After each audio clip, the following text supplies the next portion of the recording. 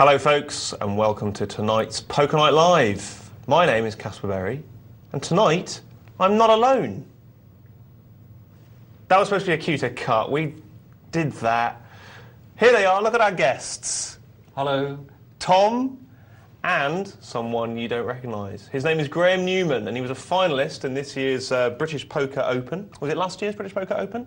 I forget now, I think it must be last year. Last year's British Poker Open. A long time ago. Absolutely, with the voice of Jessie May commentating over the top of him. Called him Grazza a lot, which is how you may know him from online. And I met Graham one night in the Gut Shot, and he spoke an awful lot of sense, and I thought it'd be great to bring him on the show, to bring a bit of variety in, because Graham knows an awful lot about what's going on and the grassroots of a lot of different online poker sites at the moment, and the mid-limit play, and a lot of players. You were recently on the Ladbrokes Poker Cruise, weren't you? That's right, yeah. I've played quite a few of the, if you like, the live events from some of the big sites. I've done quite a lot of that in the last year, which has been interesting. So it's been good, because I got to meet a lot of the players, actually see the faces behind those mysterious online aliases, which is always interesting. Fantastic. So it's been a great experience. So hopefully I can share a little bit of that. Happy to answer questions on that. So. Well, you've got to answer Tom's questions, and he will grill you. I mean, I've seen Tom go into grilling mode, and it's not pretty, is it? Okay. You don't have to do it now. I've seen that evil stare. Sorry, you don't have to do it now. I do have a question for you, actually, Graham. Do people on the cruise, were they a bit coy about giving their names, some of them, their actual handles? There were a few who were when you're at the table. There's a few people, we all had these little badges, all the badges that had the names. A lot of people turned them the other way just in case I could memorise through the 3,000 or 4,000 different players and pick up on their notes. Particularly when you're in a big pot, people would be very shy about letting you know who they were. And there were some completely the opposite though, who were quite happy. Who really wanted you to. They really wanted you to know. Yeah. So that was good. It was good to meet them. Excellent, good stuff. Well, it's not just Tom that's going to be asking Graham questions tonight. We want you to ask Graham questions. As I say, he's really got a lot of knowledge about what's happening across poker sites in general. So if you've got any questions about that, or about how to apply your knowledge from the online to the live game, which is something that Graham's tackled recently, then 62211 is the number on the texts, as ever, and emails poker@pokernightlive.co.uk. If for any reason you want to join the show, join our forums, play in the games that are happening, then that's the website, pokernightlive.co.uk. Do feel free to contribute to that at any point. But we want your texts and emails. And tonight we've got a running theme throughout tonight, which we've touched on many times, Tom and I, before, and that is, what do you look for in an opponent? What scares you? What do you make notes on? What do you like in terms of what sets someone up as a fish? So when you've got those little note boxes, or in a live game, if you're taking notes in your book, what sort of things should you be looking for and taking notes on? A lot of people have asked us that over the months, so tonight we thought we'd tackle it head on, but of course, as ever, it's not the same without your contribution. So be generous, folks. Let's finish tonight with hundreds, which you can distill to your favourite 10 at your leisure.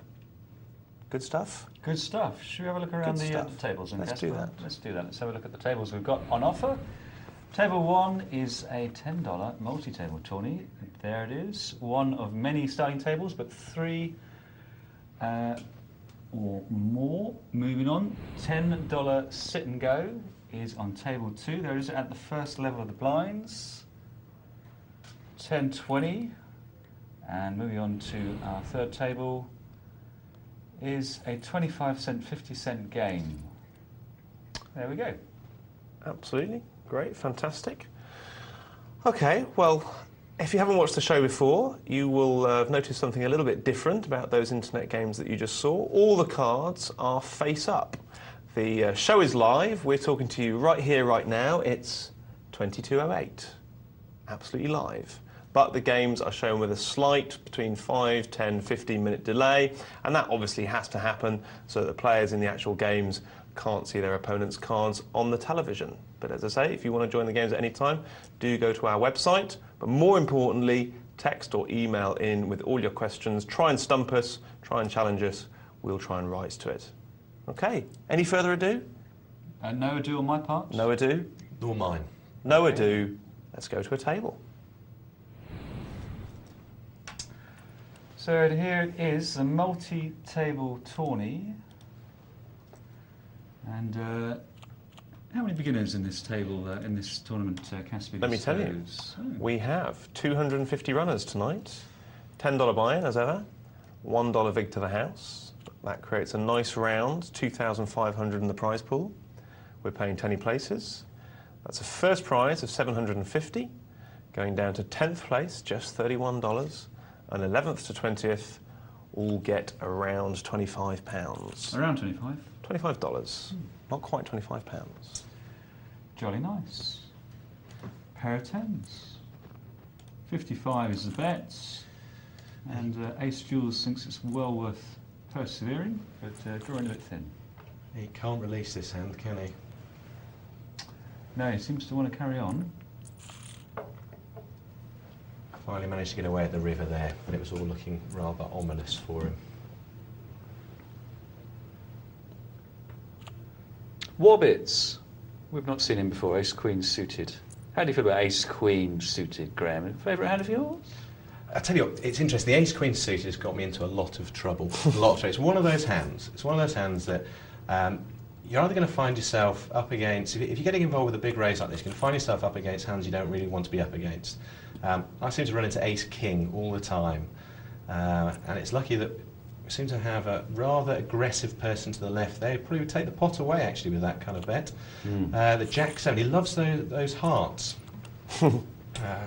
Any suited hand, it seems, will do. Let's see if he bets 4-10, clubs and spades. Well, they're the same colour. So.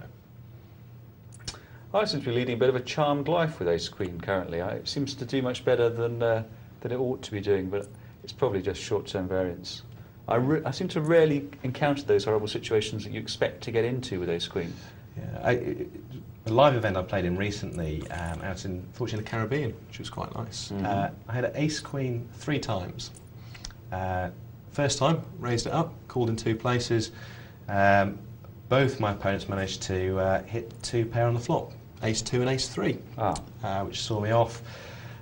Did you get rid of it, Graham, or did you lose a lot of money? I lost a fair few chips, sadly. I'd made a place for myself. I was going to play my usual aggressive online game, which was a mistake. I didn't learn from that mistake because I played ace-queen a couple more times and ran into ace-king both times. I think it's a difficult hand to play because, particularly when you put in a big raise pre-flop, because you can be called by a pair, you'd be called by... Rarely, I mean, maybe in the lower limit online games, you might find yourself being called with an ace-jack, an ace-10, ace-9. But particularly in a live event, it's not that common that people will be limping in with weak aces.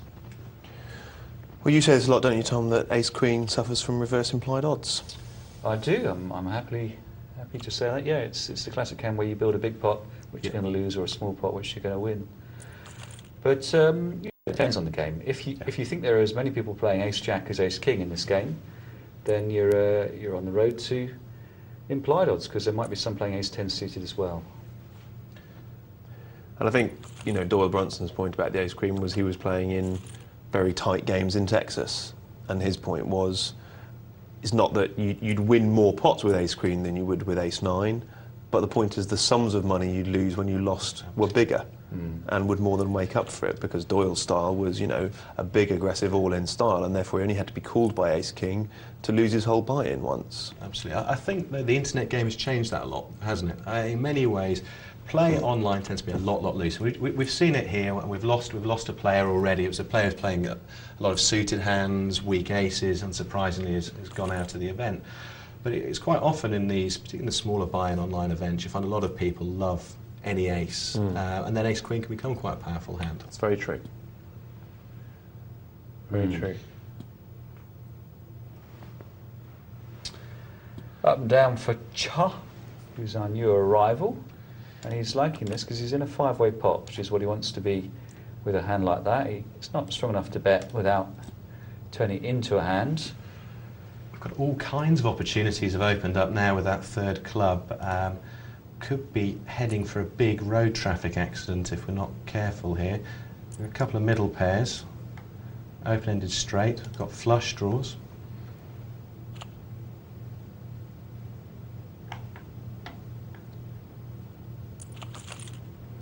And the 7 is a strangely irrelevant card. Strange Strangely irrelevant? Strangely irrelevant, yeah, because it looks meaningful there, sort of running 7s on the end, but in fact it changes nothing. Nope, no one has one. Apart from it's probably let the Jack Queen take the hand away, though, surprisingly. By representing. Yeah, very nice there. Yeah. Seen quite a few Ace Kings in this short time. Ace King suited. And I suppose what this shows is that a card that is... Oh, look at that. 2 players with a flush draw. Let's have a look at this. Fours are ahead at the moment, but they don't like it much.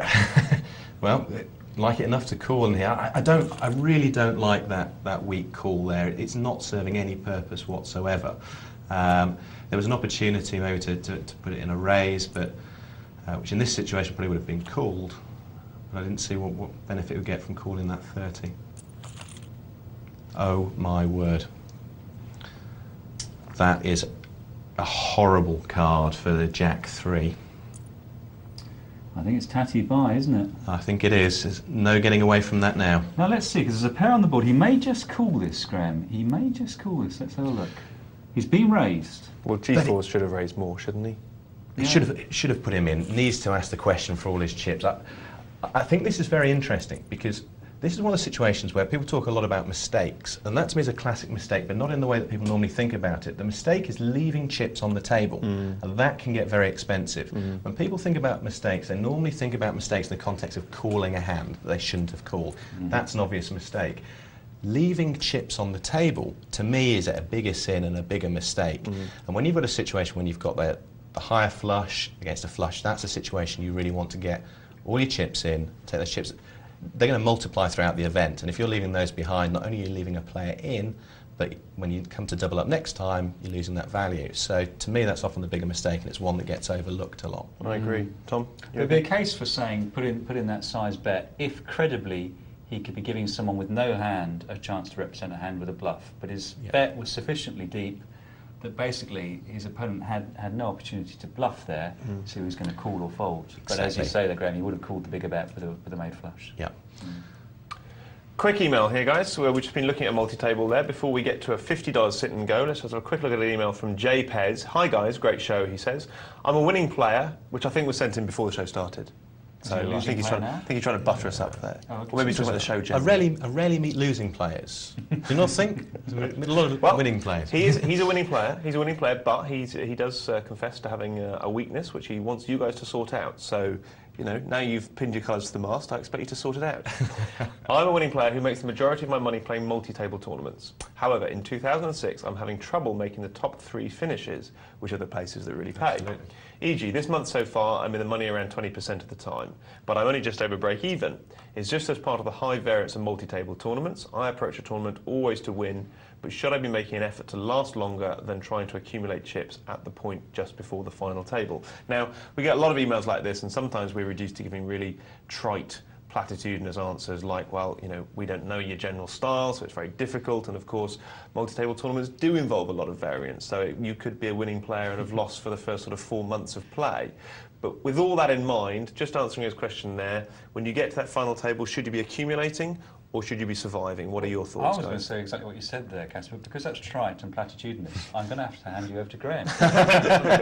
And that's why Thanks, I brought guys. you along. Thanks very much. Because I think you can add something different to our triteness. I think the first thing to say is that 20% in the money finishes is good. It's excellent. They're great statistics, because what that means is that you're actually giving yourself the opportunity to place in those top 3 spots. So 20% in the money is very good. Now, if it's 20% of the money and only just over breaking even, I think that is a cause for concern. And it does suggest to me that maybe there's a bit of tightening up, perhaps at the final table or just before the final table. And the key thing for me is there's nothing more powerful than having a big stack going on to that final table. Everybody wants to make a final table, and that's the first thing to say, which means it's a great opportunity to steal some chips.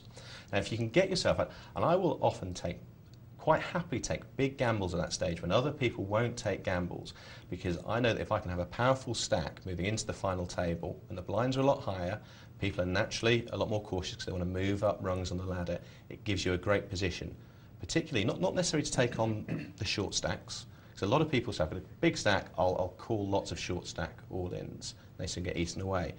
I like attacking the other big stacks on the table, which is maybe slightly controversial. Not a huge number of people advocate it. They've got more to lose. I can put more pressure on the other big stacks at the table.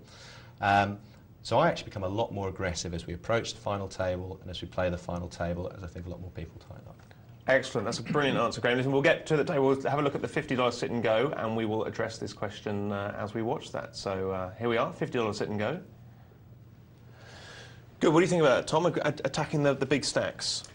Yeah, I mean, you're absolutely right there, Graham. I mean, the comfort zone is the stacks that are not big enough to hurt you, but are big enough for you to give them a decision. As you say, the short stacks, basically, they're looking to make a move at some point and go through a double through, so they're not going to lay down marginal hands. But there is no logic to saying don't attack the big stacks. I've heard it said many times. There's no logic to it whatsoever, because if you're scared of them, they should be scared of you. And like cows. You know how you're scared of cows, but in actual fact they're terrified of you? It's a bit like that, I think. I'm not scared of cows, though. Oh, really?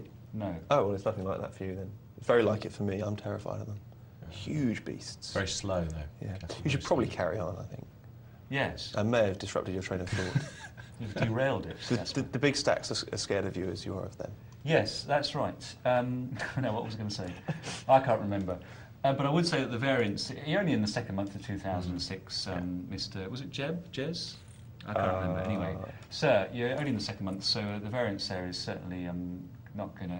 It's going to be a huge thing in terms of your results. JPEGs. JPEGs. Like the sweets. Oh, I don't know those. It's a big experience thing, though, as well. Do you know what, Fine, I think you have to make a few final tables before you really have the experience to push into those final 3 places, because sometimes you're just happy to be there. And that sees your chips dwindle very quickly if you're not used to the situation. I think one other thing that maybe is worth thinking about is that just before you reach that final table, you're normally playing a short-handed game. Mm-hmm. Just before you'd be playing six-handed, and you'd be very used to this routine of playing six-handed where you're constantly stealing blinds, people are missing flops. You arrive at the final table, you're back 10-handed again. It requires a change of mindset. Mm. Full house for Big Bear. 3 10s, 2 6s.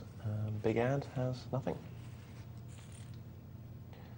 So this is a $50 sit and go, guys. These guys get 1,200, I think, isn't it, Tom? For the yes, that's right. For their trouble. And what's the effect of getting a little bit higher in chips than 1,000? Well, the effect is that the tournament lasts a bit longer, and there's a longer sort of, shall we say, period of skill in the tournament before the blinds become so high that it becomes a crapshoot to anyone in the know. This is an interesting one. How is he going to play flopped top set? He's checked the flop. He's checking it again. It's possible he's going to let somebody catch up a little bit too close. No, it's been okay. And that's a nice, safe-looking card for him. Absolutely. And you'd have checked the river as well, guys? I mean, he didn't maximise his winnings on that hand, did he? Just hit aces, which is interesting. I think you're right. Again, I think it was another one of those missed opportunities. We can see the cards, so he probably wouldn't have got any more money out of it. But it was one of those opportunities where it begged for another bet. Do you sometimes find slow playing top trips like that can he's slow playing again? Can look like genius if someone bets into in the turn, but in actual fact probably misses more bets in the long run? I don't know, I'm just throwing it out there. I'm a big fan of leading out with big hands. Yes. You do like it, don't you? Yeah. I was about to say exactly the same. I think it's the one way you can build a really big pot, and this is all about controlling the size of a pot. A lot of people, you'll find, will they'll limp in with a small pair, they'll flop the set, then they'll check raise. You're giving somebody an opportunity to get off a hand. You're giving the guy with ace-king to get away very easily. You're letting somebody with another pair get away very easily. Lead into them, and it looks a bit odd. They're not expecting you to lead in with the top set. So all of a sudden, you've got somebody raising back at you. Now you're building a big pot, and I think it's all about controlling pot size. It's a great way to build a big pot. I agree completely, Tom, and I've always been with you on this. That principle, I think, is very strong. Remember, folks, that the biggest bets are towards the end. The bets start off small in poker because they're a function of the pot. As the pot gets bigger, the bets tend to get bigger. So if you can get one extra bet in, even only a third of the time, and you lose the hand 2/3 of the time, you're still going to make money if that last bet is sufficiently big, which it generally will be. So you're looking to get another bet in there. That's true in no limit. Not necessarily, well, certainly not true in limit, because the bet sizes don't grow exponentially like that. No, but it's definitely true in pot limit. I mean, that's the one thing that I like from that TJ and McAvoy book, is TJ talks about, if you've got it, bet it, and bet the pot, because the whole point is to try and build the pot, because that allows you to increase the bet size, which allows you to increase the amount that you win. That was a very strong principle that I took from that book, actually, which I'm very often keen to rubbish, aren't I? So I should probably watch my mouth. It's funny, it's strange to say that, Caspar, because the only thing I can remember about that book, and it's probably the first poker book I read after The Theory of Poker, Really? was him saying the most important thing in pot limit is to build the pot. And I thought that was a remarkably stupid thing to say. Because it's easy to build the pot. You know, if that was all there was to poker, it'd just be a case of putting chips in the middle of what you thought would be the best hand. Yeah, but I think that I think that the reason why it's good to say is because a lot of people don't. They're they play too trappy in pot limit. I think it's true as well in no limit, particularly in online games. To me, it's a range of players in trickiness. I put them to 3 bands. The first players play ABC poker, very simple poker. They'll bet their good hands, fold their poor hands. The other end of the spectrum, they're very good players who'll quite often bet their good hands. It's like leading in with a top set. They're actually making what is an ABC poker move, but to everybody else who's thinking about it, thinks, well, you can't possibly have the top set. Then there's the people in the middle who become kind of moderate, tricky. They'll always check their good hands. They'll check raise with nothing to bluff at it. They're constantly actually making wrong plays. And quite often you see huge hands taking very small pots because of it. So I think there's a lot to be said for actually trying to create those big pots with your made hands and not leaving money on the table, which I've said already. In not too long, guys, I'm going to push you on this. That was an interesting classification of players there, Graham, and try and extract a couple of telltale signs from you of how you might classify those players, because those would be the kind of things that you'd take in the notes box. And that tonight is the theme of the show, folks. What notes do you take on players? What do you really look for that makes you think this is going to be a juicy game and that guy's a fish? What do you look for that makes you think this guy knows his stuff and I'm going to be wary of him? What do you write in the notes box? Okay. We had an email the other day from someone saying, Dr. Tom, is it bad to swear at people in the notes box? You mean in the chat box? No, in the notes box. In the notes box? Yeah. He would tell little notes about his opponents that involved a lot of swearing and claims that he was going to get their money in the future. And I said, no, that's perfectly all right, and that's good. And that's a good motivational thing to do, and no one sees it, so you don't hurt anyone. And Caspar, I do it myself, you know. In the heat of the moment when I'm typing out what happened and how I got outdrawn, sure, there's a bare bones there that I need to know for future playing against this guy, but it doesn't hurt really to chuck in a few XXXX's, does it? This is the man who had a go at me for walking around with a copy of The Mirror. Is now confessing to writing swear words in the notes box. Well, I'm not putting the money in the pockets of people, you know, who publish things I don't agree with. It's all personal. What, The Mirror's a good left-leaning paper? You know, it was The Mirror what done it? Oh no. I struggled to find anything worth reading in that paper, Caspar, on the web. I struggled to find anything worth reading in your notes box. Perhaps well, you should haven't read the ones about you. You don't know my online name, mate. Have you? And that's true, I don't. No, you don't. I don't know yours. I must say hello to the folks from Liz Earle Cosmetics, by the way, apropos of nothing, get this in early, because I didn't think I'd mention them, but I was dealing and providing poker tuition for them last night. And a good time was had by all at the bun fight, so hello. Oh, is this your... Well, you'll never know what Caspar indicated with his hand there, because we're off camera. And I was spelling it in the air. I haven't got a clue either myself. Corporate do, was it your corporate do? Yes, it was. It was, yes. We're missing a potentially huge hand here. Yeah, it's a good job you're here, Graham. So I'm riveted to what you're saying, but I'm actually looking at how this is going to play out. It's fixed. It's all rigged. This is probably a huge pot. 2 pair, we've got a straight, we've got a flush draw. My money says that the flush is going to take this. King has got to go now. He knows he hasn't got the best hand, but look at there's that. a lot of money in the pot. There's a lot of money in the pot by that stage, and I honestly... It's a house on the river. My word. Wow. Amazing. It's all fixed. Can I just point out... Yes, go on. Sorry, because that hand was very exciting. Yes, can I just point out that I also do corporate dues? Yeah, that's all right. That's all right. I was aching. I just wanted to say that at the end of my conversation. Then we just get involved in a killer hand. Yeah. But, sorry, I no. stole that opportunity. Had to get a plug in there. That's all. King 6 folding the flush there. What did you think of that? Do you think he felt he's up against a bigger flush? The flush draw, obviously, not the He folded the flush draw on the flop. If he was up against it, Did he fold? I thought he was in there, Caspar. No. he folded. He That folded was on the flop. Absurd, because he's got the draw to the nut flush. Yeah. In No, this- it wasn't the nut flush. Oh, It was- no. Draw to the second nut flush, Ah, but the odds okay. were there. Yeah, I think the odds were there to play that. And Roll that back again, guys, to the flop. Can we do that through the miracle of technology? There we are. So, well, I don't know. What sort of odds is he getting? He's got to put 800 in. it's 800 in. He's getting He more needs- than, he needs 2 to he's 1. getting more than 3 to 1. Yeah, he needs to All do one in. if the ace of hearts is not a worry.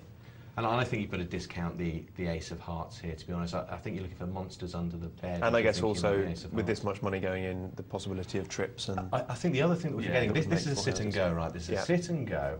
There's a possibility to eliminate 2 players. And this is something that I think about a lot, which is it possible to sometimes take a slightly negative EV situation in terms of chips to actually make a positive money EV in the long term? So it's marginal. That call was marginal. To me, taking that call is going to put him in prime place to win the event. And as we all know, in these single table tournaments, the money is stacked up in number 1 spot. So I think sometimes people are very preoccupied with making exactly the right call from an expected value point of view, from a chip point of view. You've also got to think about, we're not talking a cash game here, we're talking about a single table tournament. Well, it's a big debate, and it rages thick and fast here on Poker Night Live. I personally am inclined to agree with you. I think the interesting thing is, it's still a debate. Yeah. It's 2006, and this rages. You know, you can go right to the top of the poker tree and get 2 players who will say completely different things. You know, I mean, Phil Hellmuth will say, I didn't win 9 bracelets by putting my money in on a 50-50 shot. Do you know what I mean? So for him, the cash EV is all. But Tom, you've got a slightly different view to Graham, haven't Unfortunately, you? I haven't won a World Series bracelet, but I disagree with you there, Graham. Okay. I feel that plays like that, where you're looking to knock players out, just don't have expected value until you get near to the bubble, because so much happens. Now, say it takes it down to, say, 5 or 6 players, I think it was 6 in that case, you're still so far from the bubble that knocking the players out seems to have little relevance to me. Sure, I know what you're saying. I think that for me, there's a combination of 2 factors. One is knocking the players out, and one is accumulating those chips for yourself. Because what those chips do, for me, is they give you protection when you want to take some other maybe slightly marginal choice. So that gives me 2 or 3 free shots at other players at the table. Giving you implied odds to do that, in fact. Exactly. Seeing flops cheap. And I think a great advocate of this is Gigabet, Daryl Dickin, a fantastic online player. And I know that he talks a lot in the forums about exactly this kind of situation. In some ways he was trying to justify, I think, a call with Queen 3. And maybe he's pushing it slightly on that one. You're giving fuel to Tom's fire there, I think. This is what it happens to this guy. But you're right. I'm a personal believer of it. I make that play quite often in those single table tournaments. It works out okay for me. I can see your point of view as well. Great stuff, guys. Let's get back to that game, see how it's progressing. There it is, the MTT. We're going to drop in on it very quickly throughout the night. Just to update you on progress.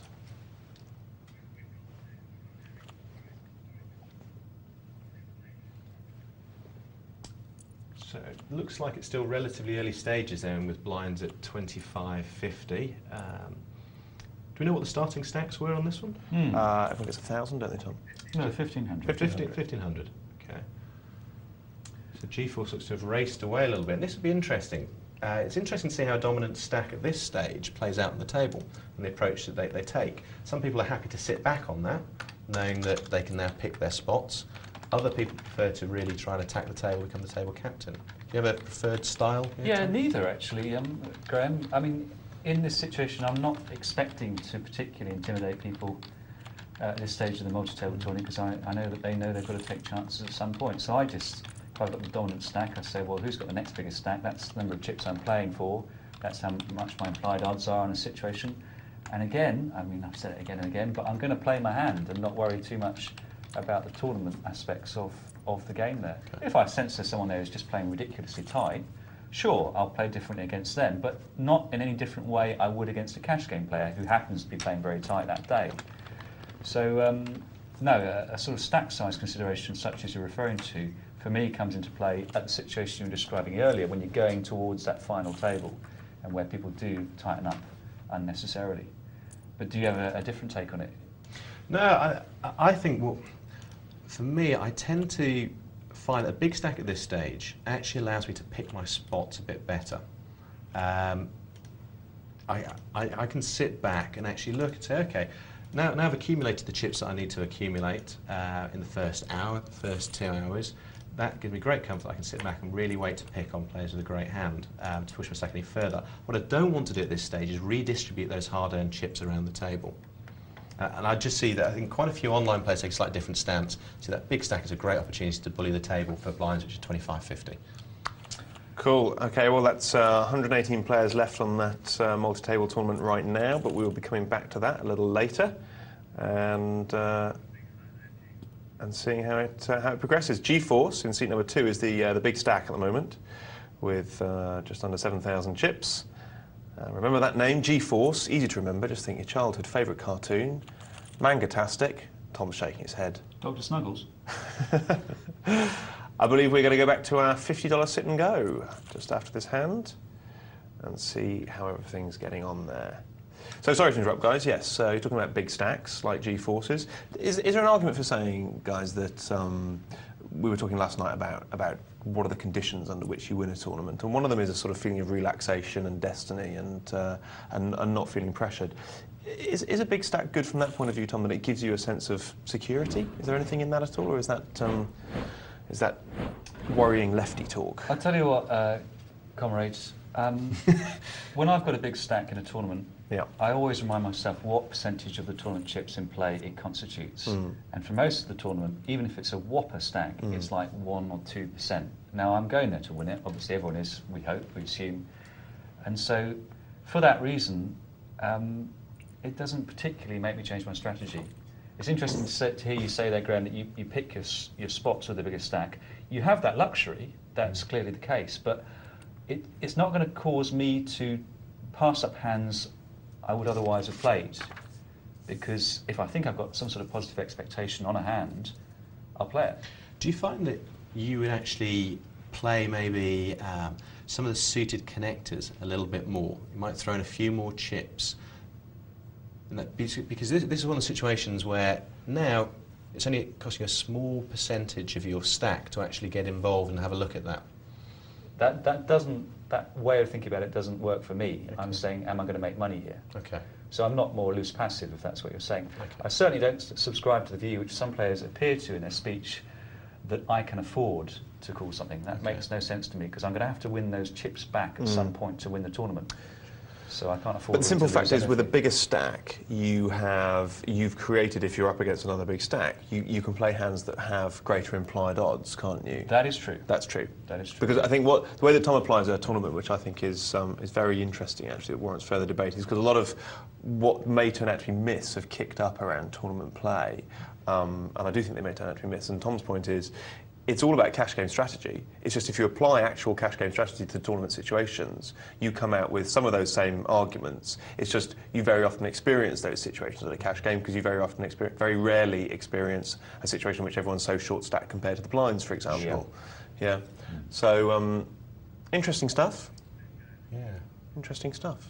Graham, you want the last? I can see you building up to the last word. Let's join the table again and just have the last word on big stacks. What's your final thoughts on it, mate? I think it comes back to the very first email that we had, which is how do I finish first in this tournament? I think the big stacks become very important later on in the tournament, and that's a time when you want to be accumulating those stacks. And I think it makes a massive difference if you've got a big stack at that stage of the game. And a lot of what I do is geared up around trying to get myself in that position at that point in time. Okay, excellent. And is that because you think you can impose psychological pressure on your opponents, or you feel that it gives you some sort of more literally mathematical advantage? I think from the clear one that you have a big stack. Yeah, I think it's a combination. It's a combination of things. One is a psychological advantage. One is the advantage of, because I think a lot less around pot odds and implied odds than I do around strength and weakness. The first question I ask myself at any table whenever I see any hand is this person strong or are they weak?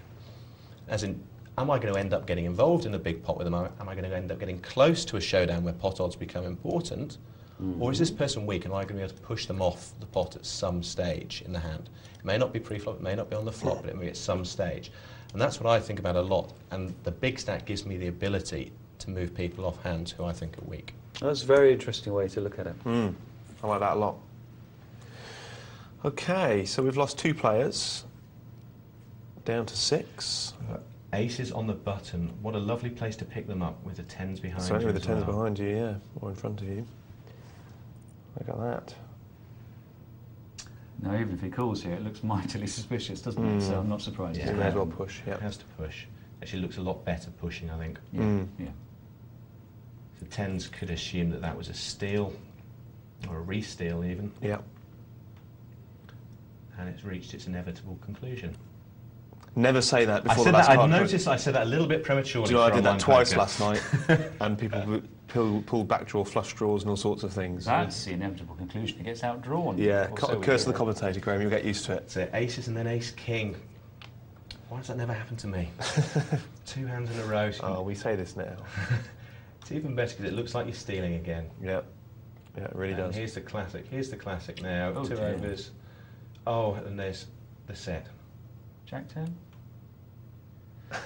That's a bit rude, isn't it? Make up such a lousy call with the 3s.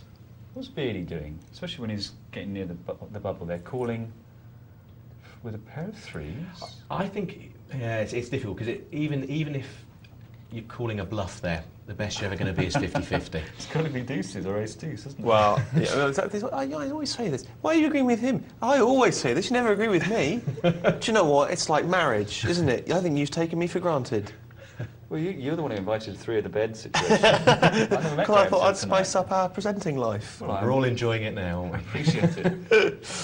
And I'm very glad you're open-minded enough to give it a whirl. Nice to see the 5s folding there. But I always say this, I'll just chunter on. I always say this about 2s and 3s. They're rubbish, like you say. Well, your best 50-50. Best case scenario. And I agree with you, Caspar. Thank you. And I shall do so more vocally in the future. Thank you. It would be appreciated. Well, there's a bit of pressure. Unfortunately, King of Ying can't fold many hands there with half his chips in the middle. Ah, There we go. Not flush. hang on. Up and down for a You're straight right. line. No By the way, shortage that of was- action here. That was the hand I won the tournament with on Tuesday night. Was a straight draw, a straight flush draw, which I pulled on the river. And you pulled it. Yeah, I didn't know I had. I was actually playing the aggressive move. I was actually coming over the top of his flush draw, and he called it. And he had a higher flush card, and I made the backdoor straight flush. And this was a 10 grander you got into for a 30 quid entry. It was $30 rebuy, so effectively it's a $100 tournament because you're going to buy in 3 times, and 528 players. And I mean, by the heads up, I got to be honest with you, I was fairly confident. I felt that I could outplay the guy. I had 1.8 million to his 600,000. So even if he'd won that hand, we'd have been back. Well, not back to level, would have been level for the first time. So I was, it wasn't the best player made all night. But the funny thing was, I haven't told you, Tom, it was the weirdest tournament I've ever played in my life. I had an outdraw in the first half hour when I called knowing I was worst in the rebuy period, okay? Because I wasn't really on top of my game at that point. And I knew that I was worst, and I pulled it on the river. I would have rebought otherwise. And then the entire night, for 5.5 hours, I had the most bizarre and in some ways sublime poker experience of my life. Not a single outdraw for me, not a single outdraw against me. The entire night. Whatever I went, whatever the money went all in with, held up. That's vanishingly unlikely. It was bizarre. Bizarre. I'm not saying I stole a lot of hands. A lot of hands didn't go to the showdown. But if it went to the showdown, the point at which the money went in, it held up. What a refreshing change. It was bizarre. But not as but yeah. So as I say, there were two outdraws the entire night for me. One for about 2,000 chips in the first 45 minutes, and one for about 1.2 million chips. Were you playing on www.longtermexpectations? That's how it felt. Caspar's own site. It's at this stage of the tournament that the blinds are starting to get frighteningly high, and it takes the poker out of the game.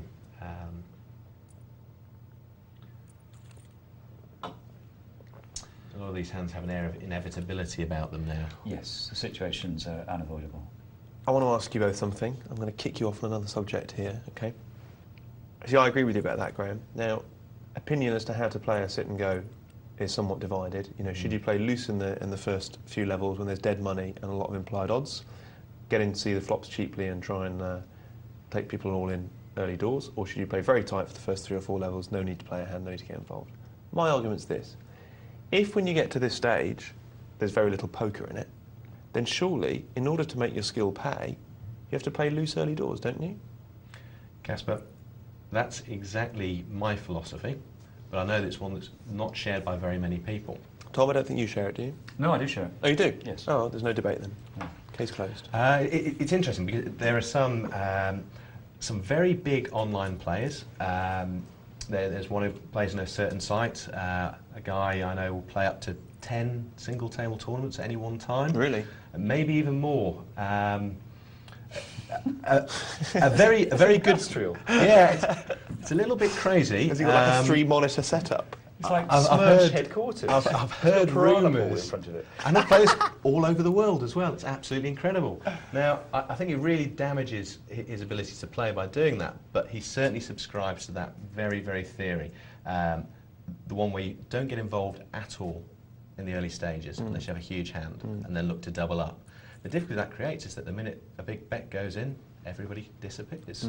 And as you say, the early stage is when you can play poker and you can still move people off hands. It comes back to the point of making about strength and weakness. You can really use that to your advantage in those early stages, which you absolutely can't do. And you're going to end up in crazy all-in situations at this stage of the tournament, and you need those chips as that buffer, that extra lifeline. So I'm certainly want to advocate playing early, and because there's so many people who have the completely opposite view, it's great because there's a lot of easy money to be picked up at that stage. And 7-2 offsuit takes it down there. So much for being the worst hand in poker. What do the statisticians know? Well, quite a lot, apparently. Well, this should be a straight all-in for me, actually, here.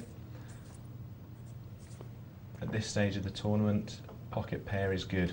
Are you going to call the ace-deuce there, Graham?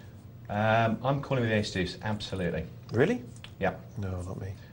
Every time. Look at the number of chips it's got. It's got 3,000 chips. Again, an opportunity to take somebody out. And lucky that actually a full house has hit. There's so many hands. There's so many hands that Beardy could be playing in that position. King, Queen, King, Jack, King, 10. It's great having three of us because we can actually have a majority vote here. And I've got the casting vote here. Go for I know it, who Tom. you're Make going the with. casting vote. I think you know, Cass, because we talked about exactly the situation before with ace-deuce. Did we? And I said I'm going to play it with those pot odds because I think there's an excellent chance I'm up against the worst hand. Yeah. You always got outs, Yeah. and you've got a huge stack as well. I think the stack was important there. Can I just say one not thing? for me, though. Can I just say one thing? The man who is right is a majority. Well, that makes two of us then. It's my little way of saying. It's my little way of saying I disagree with you. Obviously not appreciated by the group. But that's the fun of poker, isn't it? If everybody thought the same, where would be the fun in the game? And I think we may be saying goodbye to Radiator 2. Barring an 8 on the river, which is, you never know. Well, it's an interesting possibility. Well spotted. Now we're heads up, and I've got a text here from Richard who asked the following. Is it a good idea to go all in on a pocket pair when your chip count is low when you're playing heads up? Oh. Quite a straightforward question. A lot of the bases covered there. Is it a good idea to go all in on a pocket pair when your chip count is low when you're playing heads up? What do we reckon, guys?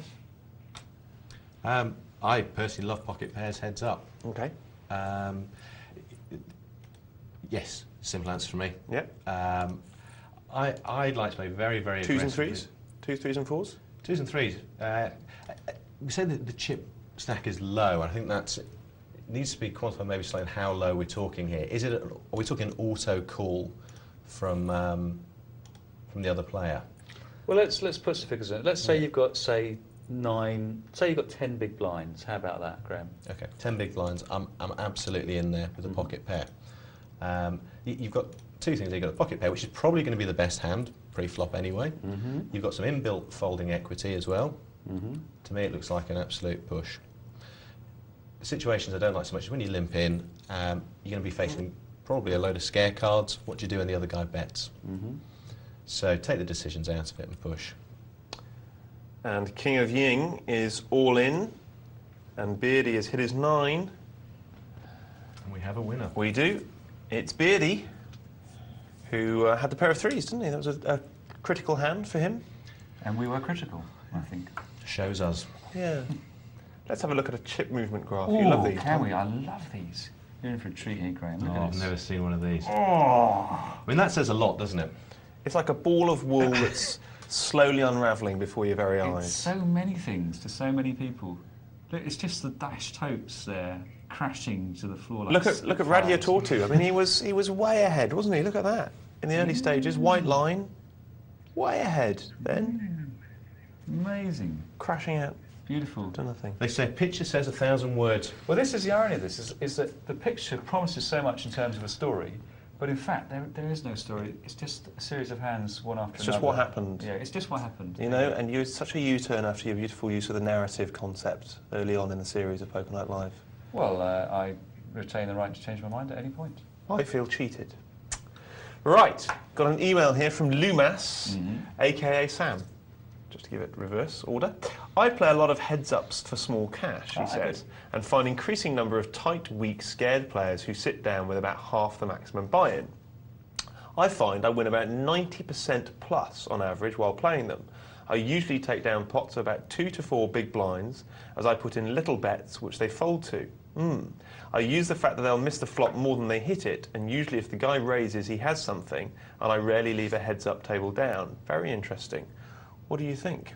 Sorry, I was a bit phased by that. I rarely leave a heads-up table down. I got a bit... I'm using Ericksonian language to deliberately confuse you, and then I'm going to hypnotise you to pretend you're a frog. Okay. Well, basically, just heads-up tables can be very profitable because you're just constantly making little steals, which people fold to, and then if ever they raise you back, you fold to them. You're not convinced, Tom. The rake's a killer, I tell you. Yeah. The rake is a killer with those. If you're not regularly getting to a point where the rake is being capped, then it's a killer, isn't it? You're right. Whether it be taunts, whether it be cash, I think the rake is taking a lot of money out of heads-up games. I'm personally not a big fan. The style that was described there works great if you can find a tight, weak player.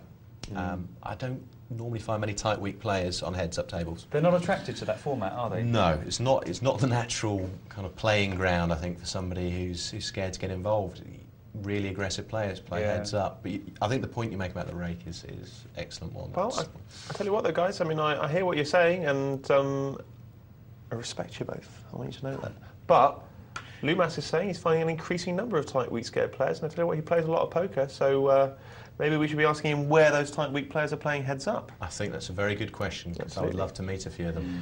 OK, we've got an email here from Sarah. She says, "Hi guys, love the show. I'd be grateful if you could give your views on the following situation." A situation question here, folks. You're down to the last 3 tables of an online multi-table tourney. Level of the money. So that's 30 players. We've probably had about 300 or 400 runners, OK? Blinds are 1,200, 2,400. Probably started with about 1,000 or 1,500. A guy in early position calls. He's just joined the table, so no information on him. The guy in the cutoff goes all in for about 10,000. Blinds are 1,200, 2,400, remember. He's been in a couple of times with marginal hands.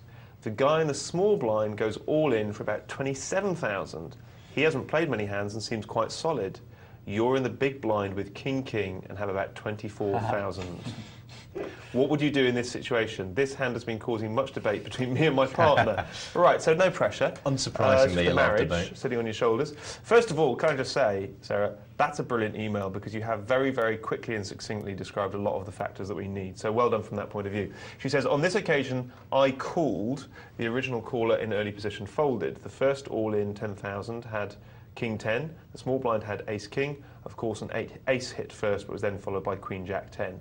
A 3-way split pot. So we don't know which side of the fence Sarah's sitting. Presumably she's arguing for the call, and her partner's saying, "What were you doing that for?" You spoiled the fun there, Caspar. You shouldn't have given away that crucial bit of information on what panned out there. I actually realised that halfway through reading it out, and I sort of thought, should I bail out of this sentence? Could have made for an interesting. Is that going to look stupid? It makes it very easy now. It makes it very easy to analyse. Absolutely the right call.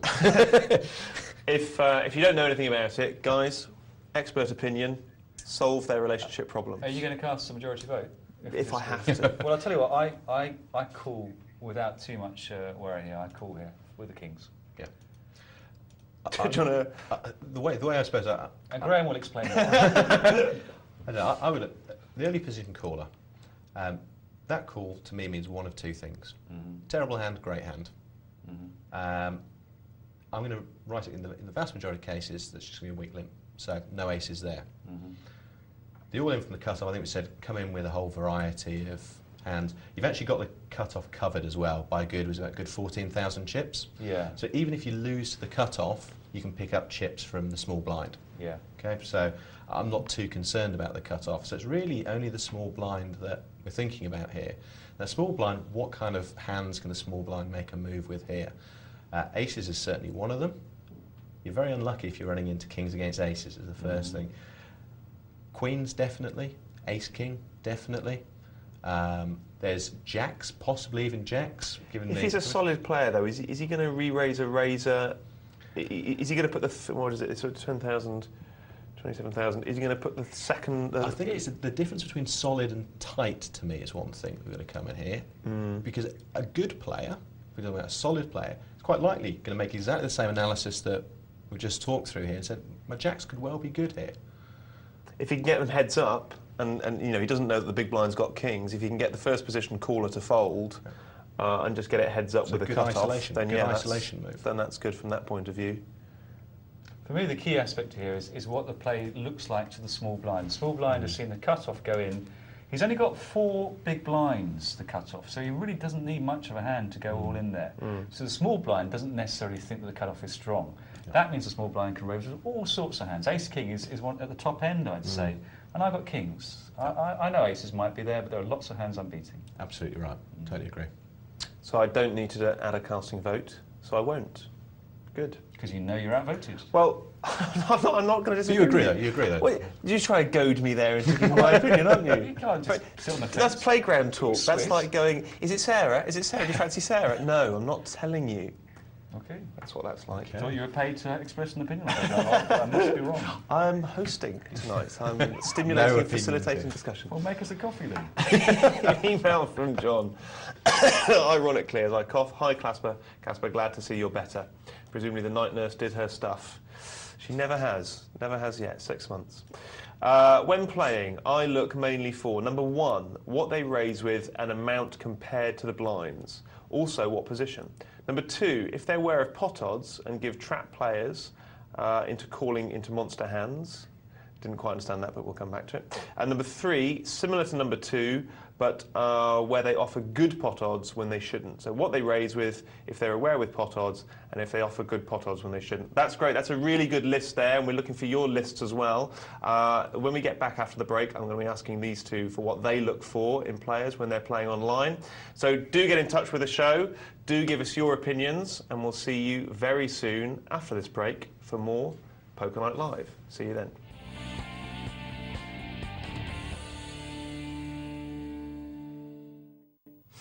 Hi folks, and welcome back. I'm sure you agree with me that it's an absolutely fascinating discussion between Graham and Tom tonight. It's a real privilege to just sit back and listen to it happening all around me. I'm a facilitator, I'm a pro, I'm a challenger, I'm a listener, not a participator, which is much easier. And I'm ill. Don't know if anyone knows that from last night. Just recovering cold sufferer. So it's a pleasure to just listen to the chaps. Right, now, on the subject of listen to the chaps, let's ask you both another question. Email from Olaf, nice little easy one this. How low does your stack need to be compared to the blinds before your only decision pre-flop is to fold or to move all in? How low? Who would you like to hear from, me or Graham? Because since you're facilitating, Caspar, rather than just staring blankly at you both. Let's start with you, Tom. How low? Okay, well, I would say in most cases, once you're down to 9 big blinds, 8 big blinds, then most moves are going to be fold or all in. There might be a few plays you can make with that, with a call, preying on an opponent's specific weakness on the flop, or maybe a tendency to raise you if you call, or something like that. But mostly, once you're down to 9 big blinds, I would say, I can't see any room for a call whatsoever. What about you, Graham? I think I agree with you. I've got to admit, Olaf, say hello to Olaf, who's, I think I've played many times at the table before. Really? Yeah, certainly if it's the same Olaf that I know. Again, this sounds like a very Harrington-style question. Harrington's a man who has a lot to say about inflection points in tournaments and when he should push all in or not. I think you're right. I don't think that there's that much to say here. Beyond that, what did you say? Below 10, I think you're getting to a position where you push. Maybe a couple of tricky plays. Though I can say, I see a lot of people at that stage limping with aces or minimum raising with aces, which I just think leads to trouble. I think when you get to 5, you're the way that I phrase this is you're basically calling. When you get to 5, it's very rare, or lower than 5, it's very rare that people are going to fold to you. Someone's going to call you, I think, around a table when you have right. lower than 5 big blinds. So the point about that is that at that point you've passed up the equity that you can gain from people folding. So you have to make a move before then. And actually listening to Tom and Graham talking now is very interesting for me personally, because I think one of the big problems in my tournament game for a long time was that I would get to 10 big blinds and I would too often just raise 3 times the big blind. And what that does is it's quite a weak play that allows people to move you off with an all-in. And if you're a player like I am who will then fold an ace-jack, which I might have been raising with, I'm suddenly now, I've lost, a third of my stack for no reason. Whereas if I'd moved all in, I would obviously have eliminated the player that decision. All right, he's going to call me with a big pair, aces, kings and queens, and maybe ace-king suited anyway. But if he doesn't have one of those hands, I may well get away with it. You're right. I think the point you made about the losing your folding equity is a critical one. And I think too many people do it. They get too close to a set where they just don't have that folding equity anymore. And just find themselves getting swallowed up. Okay, good. Well, that's very interesting. Let's just, before we go to another email, let's just pick up on something which I said we'd come back to after the break. Tom, do you want to kick us off in terms of things that you look for in other players' play that you make notes on? So things that you like to see in other players, things that you are very wary of in other players, and things that you think designate them as either good or bad players. I've made a little list here, Caspar. Fantastic. Top of the list is, do they understand the river principle? Excellent. On the river, do they only bet a strong hand or a weak hand and just check, possibly call, or check, possibly fold, a medium sort of hand? If they seem to ignore this, then I'm more likely to call with hands in the middle to top range of medium sorts of hands, because they suddenly have value. Another big one that I make is, are they capable of making big, massive all-ins for no apparent reason? Or even if there's a logic to it, are they capable of putting a lot of chips in the middle all in one go, maybe 15, 20 times what's in the pot? Looking to trap those players, of course, and I also need to know in advance that they do that reasonably often so that I can then say, well, this is not going to be aces every time. I'm particularly interested in the size of ace they're prepared to play. So are they prepared to come in with things like ace-9, ace-8? Any middling ace, anything below ace-10, certainly, that's of interest to me, unless they play it in a clearly profitable implied odds way. So they're prepared to call a raise with it, are they prepared to call an early position when they're probably going to be raised, that sort of thing. Size of their semi-bet, when they put in a bet on the river, what size is it? Now this isn't necessarily particularly useful, because if they put in, say, let's say a third of the pot on the river with a big hand where they're hoping to be called, and they may well be from me, unfortunately, sometimes, this isn't necessarily helpful, because of course they may also be putting in that size bet when they're bluffing. And indeed, if they're following sort of game theoretic principles, they will be. But it's worth putting it in the notes box anyway, just so that you can bear that in mind when you see a bet that size coming in. They may make bluffs of different sizes. And finally, I've got here, do they ever flat call ace-king in an unraised pot? And the reason why that's an interesting one is that in lots of situations in poker, ace-king is a hand you have to worry about. If you've got some sort of medium pair, maybe a pair of jacks, if you can rule out ace-king for whatever reason, then that helps you a lot. So those are the notes that came to me just as I was writing down in the break. That, folks, is poker gold dust, and I hope you've all got your Sky Pluses on that, rewinding and taking those down, because if you start categorising players like that, you are going to save literally dollars, hundreds of dollars. That's fantastic. Thank you, Tom. You're welcome. Brilliant. Tell you what we'll do. In a minute, we're going to get back to the game, but what we really want is your classifications. How do you think of players? Do text or email the show. 62211 is the text number to follow up on Tom's fantastic thoughts there. 62211. And poker@PokerNightLive is the address to email with all your thoughts. poker@PokerNightLive.co.uk. Fantastic stuff. Graham and I will contribute to that debate, although I know I, for one, won't be able to top that, as they say. Right, we're going to go to a cash game now, folks. It's a 50-cent $1 cash game. Maestro, please.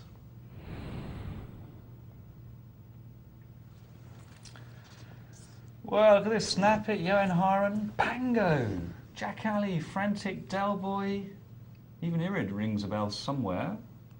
He was playing last night. Oh, let me see it. Johan Herren. See someone who has about 12 screens open at once, do you think? He's on every table. He's prolific. Plays on a lot of different levels of game Yes, as he well, does, doesn't he, Tom? And he's on our leaderboard. This is a cash game, of course, so Johan could have bought in for about $100. That's the maximum buy-in. So he's obviously doubled that through on this particular buy-in. But buy-ins can be deceiving in the no-limit cash game because he could have bought in 5 times today. We don't know, but Johan, we're fairly sure, is a profit-making player. Snap it there, bang on even for $100, which I'm sure is what he bought in for. And all the rest of them filling somewhere in between. So it's a fairly chipped up table, isn't it? It is, isn't it, for a 51? It certainly is. Plenty of money to be made. In fact, only Pango is significantly beneath $100. It's interesting not to see anybody at this level buying in very short, which seems to be quite common. Tend to get at these low stakes. You get some people buying for the full amount, some people buying very, very short. It's interesting to see everybody's got their full chips. They're all expecting to have great opportunities to double their stacks up. Yeah, we've done a lot of thinking about this, haven't we, recently, Tom? You and I, in terms of buying stack size. The merits of it. The merits of it. We've come to a conclusion, Graham, that broadly speaking, if you play a tight aggressive game, you actually don't want to be taking advantage of implied odds. So that would actually favour a small buy-in. Yep.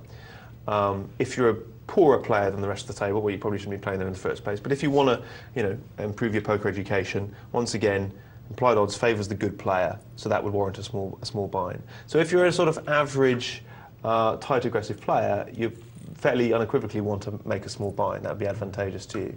If you're a very good and a little bit looser player, then you fairly certainly want to buy in for the maximum. Yep. Where those two clash, if you're a good player but a very tight player who doesn't like those implied odds against you, then you need to make a judgment call as to what level you buy in between those two. Sure. But what about you? Where do you stand? What do you do personally? I agree. I do agree with that analysis. I will always buy in for the maximum amount. Okay. Absolutely every time. I'm not a big cash player. I'll say this now. I'm much more of a tournament player than a cash player. Mm-hmm. But for me, where I like to make money playing cash games is cracking big hands. At these lower levels, there are so many people who play aces, kings, queens, and will not let them go, regardless of what comes out on the board, which gives you such huge implied odds against these guys. Every time I want to be in there with a full buy-in to take advantage of that. Mm-hmm. I will play all day long, because what I think you find with a lot of cash games around this level, people who play their aces and kings very, very softly pre-flop. They're trying to encourage action, get the action. They might even play it softly on the flop. And only when it comes to a scare card on the turn or the river do they suddenly start piling money in. Which I find, it's a bizarre way to play, but it happens so often. And that, to me, is the way to make money playing cash games. Mm. Well, you absolutely can't fault your logic there, Graham. But I think you're also right. If you are going to play just those premium hands, there are some people who sit in the cash game and wait all day long till aces and kings come along. Not a very exciting way to lead your life, but people will do that. Mm-hmm. And if you're going to do that, then you probably should be playing on a fairly short stack.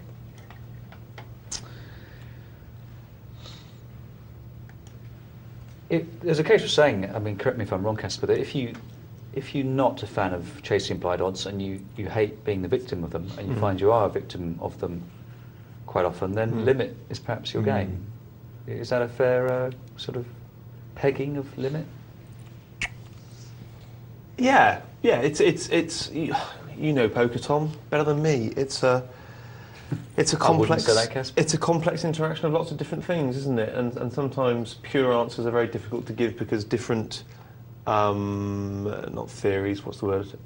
Different factors stretch you in different directions. Uh-huh. But broadly speaking, that is certainly an argument for playing limit. I've personally always felt very comfortable with my delineation between no limit tournaments and limit cash. Mm-hmm. Exactly why that is, maybe I'd find difficult to justify in intellectual terms. It could be one of those emotional decisions which perhaps we shouldn't make, but we do. You're the same as Malcolm, and it has a sort of ring of sense to it, Caspar. You're doing that, playing limit cash and no limit, but no limit tournaments. Could you indulge us with some sort of reflection on why you've come to that state of affairs? Possibly it's a risk aversion. I mean, I've always said, it can be a poker player's greatest asset and his greatest weakness. Well, no, let me put it this way. I got to the stage where I was making a living in the 2040 game in Las Vegas, right? And that was a 2040 limit the limit cash game in Las Vegas. And I always said to myself that in order to go up from that, in order to, to make serious money, to increase my income, it was a big step. Because to go up from that, you've really got to join the circuit. Yeah, because that's the biggest regularly spread game. I know at the Bellagio there are enormous games, but in terms of regular spreading game where you can go and sit down and make a living, that's the biggest and the most solid. And a very, very challenging game. Sklansky and Malmouth both played in that game on a regular basis. So I said, okay, I can go up from here, but it's going to take another 4 years of my life to crack the next level, which is to become a known tournament player. Got to get the bankroll together, etc., etc. And the reason I didn't, I think, is because I had reached my limit of risk.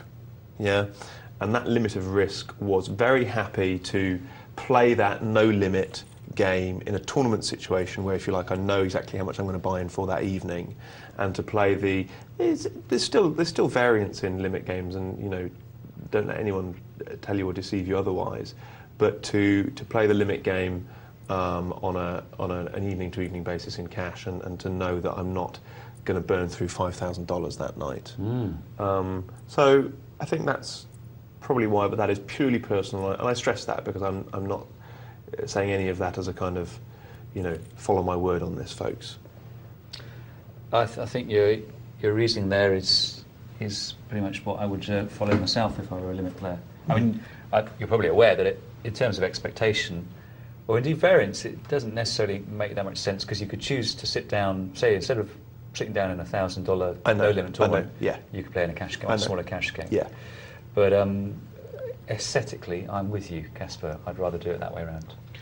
What about you, Graham? Well, once you guys were talking, I was distracted slightly, I'm afraid. What, by some poker? I was, yeah. Come on, get into the swing of it. I know, I was totally immersed. He'll learn. To see what happens here with the fours, which kind of, I was really, you guys were talking away, and I was just getting irritated by all the limping. No, the limping that was going on. And the fours have actually hit bottom set. I want to see how much money's going to be left on the table, if any at all. We've now got plenty of people with pairs. We've got a flush draw out there. It's going to be very interesting to see how this one actually pans out. You're angry, aren't you, Graham? I am. I'm going to see how this one plays out before go any further. But I really think that justifies a raise. Make people pay for the draws. There are draws out there. Make people pay for them, because they will pay for them. And they're not going to pay them now. That's the key. That's exactly it. And when the draw's out, there's an opportunity to get some money out of the table. It's a classic example of not extracting money when there was an opportunity to extract money. Pango's usually a solid player, isn't he, Tom? My hazy recollection of him. Pango? Yeah. Maybe I'm with Graham. I solid, think that was a bad play. With two players, that's a lovely time to raise the turn. Absolutely. Twice the chances of being called. Interesting. There are two flush draws out there for good opportunities to make some money. If you're going to limp in with a pair of fours, you really need to make it pay when you hit your set. Yeah, that's true. And that was the moment to do it. See, we get involved talking, Caspar, and because everyone thinks we're not watching, 7 players there arrived on the turn. Limping in for a bit of a loose call somewhere, thinking they can get away with it. But Graham here is watching the poker. Eagle-eyed. They'll never get away with it. That's what we need as a third person. Because I try to explain on the forums that when you and I are talking, it's very difficult to have a conversation with someone quite in depth and look at something else, isn't it? You have to look at someone in the eyes when you're talking to them. It's just rude otherwise. Again, I don't think there's going to be much action on this hand. There's really not much else for anybody to be getting involved with. They've got no business in this pot. Well, I'm wrong. Oh my word, the magic gut shot. Get used to it, Graham. Yeah, it's interesting seeing all the cards face up, it has to be said. A very deceptive hand, it has to be said, but wisely, Pango seems to be letting this one go. Maybe scared of the flush, which could be a blessing.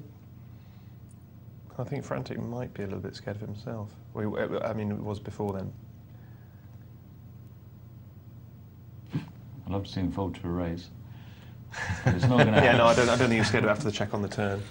I think we saw some stats earlier which were interesting.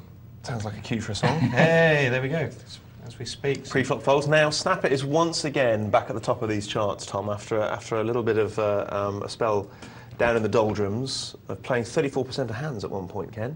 But now there he is, 80%. I think I know the reason for this, because Snappet's now multi-tabling at lower levels, and so you're going to expect someone's fold rate to go up if they're doing that. So. Yeah, absolutely. But Frantic, playing 50% of hands. He is Frantic. Sadly, we don't have any indication as to how many hands this is over, which makes the stats a little bit meaningless. Well, we sometimes do.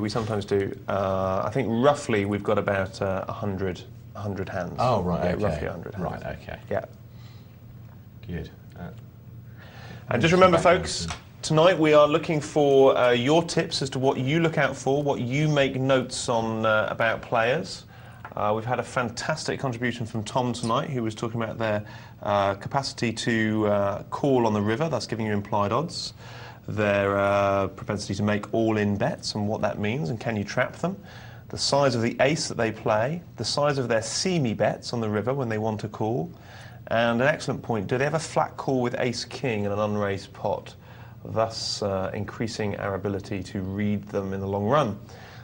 Some thoughts from Graham and I later on in the show, but of course, as always, we want yours. Do be generous and forthcoming, and have your name on the telly with your own thoughts about what you take notes on about other players. I think this hand here is going to be a little bit of a non-event, probably. One of those hands that probably needs to get itself to a rapid conclusion.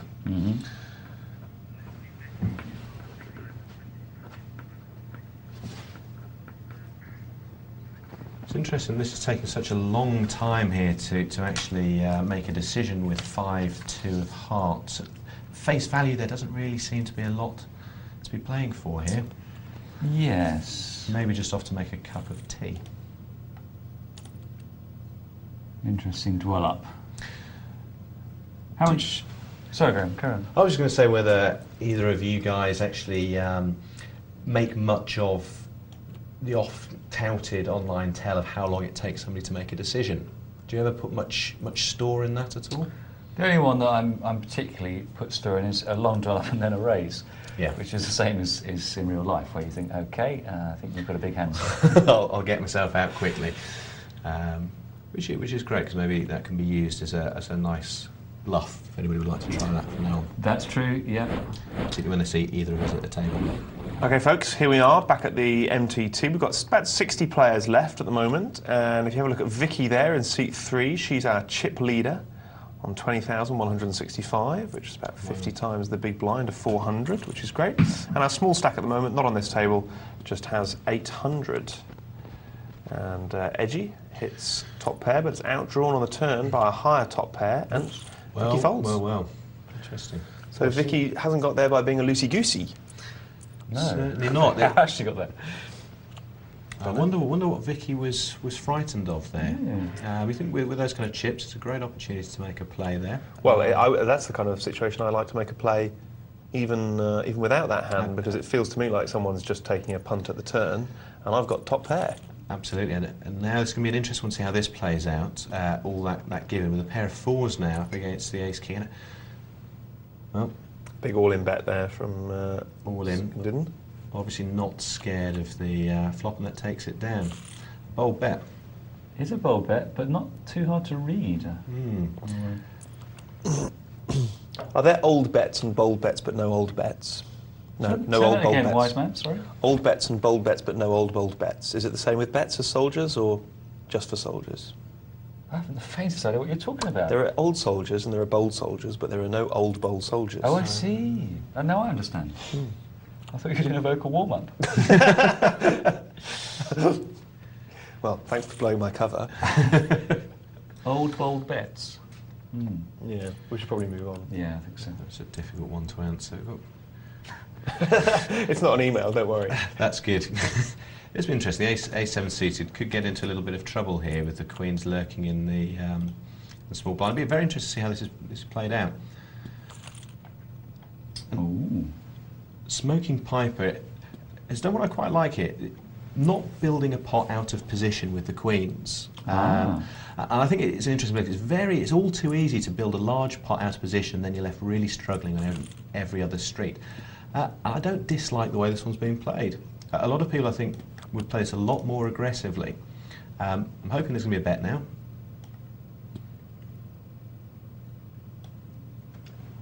which we could well get from Vicky. Now here's the opportunity to no, okay.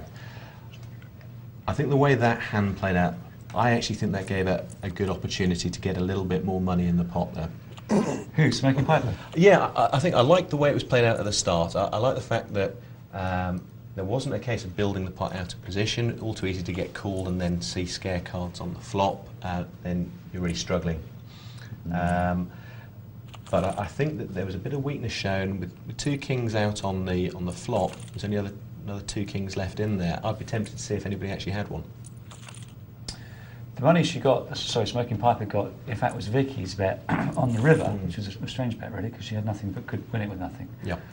But do you think Smoking Piper was going to get paid there by anyone who didn't have or going to get called by anyone who didn't have a king at any point? It's a good question. I think there was the opportunity was probably on the turn. Yes. I think the opportunity came on the turn, and that's when I would have liked to have seen the bet. As you saw, Vicky picked up a hand, could well have thought it was good at that point. May certainly have tried. The only thing is, Vicky, I think we saw from an early hand, isn't very aggressive from what I've seen from the couple of hands. So maybe it wouldn't have been that great opportunity to lead out and see a re-raise over the top. It'd be a great one if Vicky was a very aggressive player to have made. But I think the opportunity came on the turn. I think you're absolutely right, yeah. Great point, guys. Email here from Andy B. Hi, guys. Great show. And he says he picked this from somewhere. He says it's not his quote, which is a shame because this is lovely. Interesting email. This has 2 points. He said, I thought it would share it with the rest of the viewers. It may help before playing a hand. This, by the way, is exactly how I would advocate playing a hand in poker. So here it is. Step 1, define hand, current hand draws. Step 2, notice number of opponents. Step 3, notice number of opponents yet to act. Step 4, define hands that have you beat. Step 5, define draw hands. Step 6, consider pot size and pot odds. Step 7, consider stack size and implied odds. Step 8, consider betting pattern leading up to this point.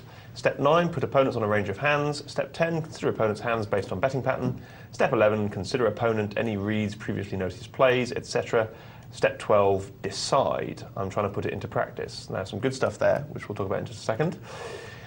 And he also goes on to say, P.S. in free rolls I play, and most people seem to work on a more simple set of rules below. Step 1, look at hand. This is actually optional, but not hard to do, so why not? Step 2, push all in. This is actually optional too, but they don't seem to know any reasons not to, so again, why not? Now, first set of rules there, absolutely excellent. Second thing there is the whole problem with no limit poker. And this is the argument for limit poker, is that people talk a very good game about no limit poker being, very skillful. And in the cash games, when you've got an enormous amount of stack compared to the blinds, that's fine. But actually in tournaments, no limit poker does tend to become an all-in play with 2 cards down, which happens much less often with limit poker. It's a game that's played much more subtly throughout the course of the hand. That's Malmuth and Sklansky's argument for the skill of limit poker. So, 2 separate points there. Tom, what do you think about that first set of considerations for a hand? Is that the skill of no limit poker? And what do you think about the way that people have whittled it down to just pushing all in or not? I quite like the verve of the second way of doing it. Yeah, that's pretty much the sort of factors that I'll consider. They're not necessarily sequentially like no, that. it's a different order. Of course it's going to be true that people in a free roll are going to do silly things. I mean, to answer your question there, Caspar, that limit tournaments or limit play is better than no limit tournaments. I didn't say better. Okay, I didn't say better. I'm horses for courses. Okay.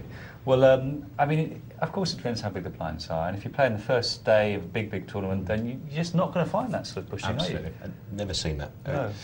So with 10,000 stack, the blinds are 25, 50. Yeah. Something's gone horribly wrong if we're facing lots of all-ins. Yes, but I'm not going to pay $10,000 for the privilege of engaging in that structure. I probably should. You've got 10,000 to burn, Caspar. I have. I've got 10,000 in my poker account. It's interesting. Was it Sklansky who came up with a theory that how to teach somebody to play the World Series of Poker very quickly? The system. Pair, push. Yeah. I think it'd work quite well. I'd be interested to see that in the modern day game. Good stuff. Okay, folks, we've got a $30 sit and go now for your delight and delectation. Oh. Let's get over to that now. A couple more emails to come.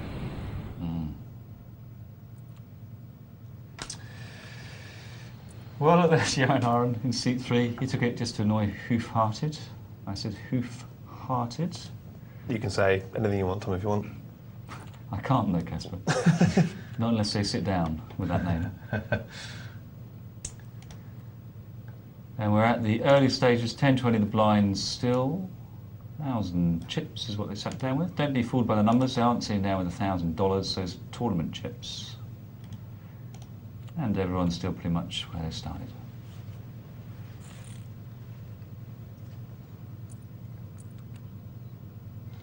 Oh la la. Ace ace.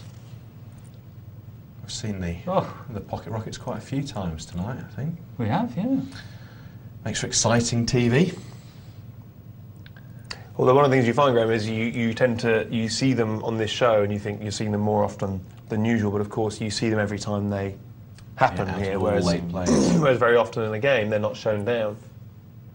So it gives you a more accurate feeling for just how often aces come down, which is the thing that I've always taken from this show from day one, actually, is that it changed my perception of how regularly people bluff. Because you see the hands more often. You see that, you know, more often than not, I'm not saying every time, of course not, but more often than I initially thought, people have it.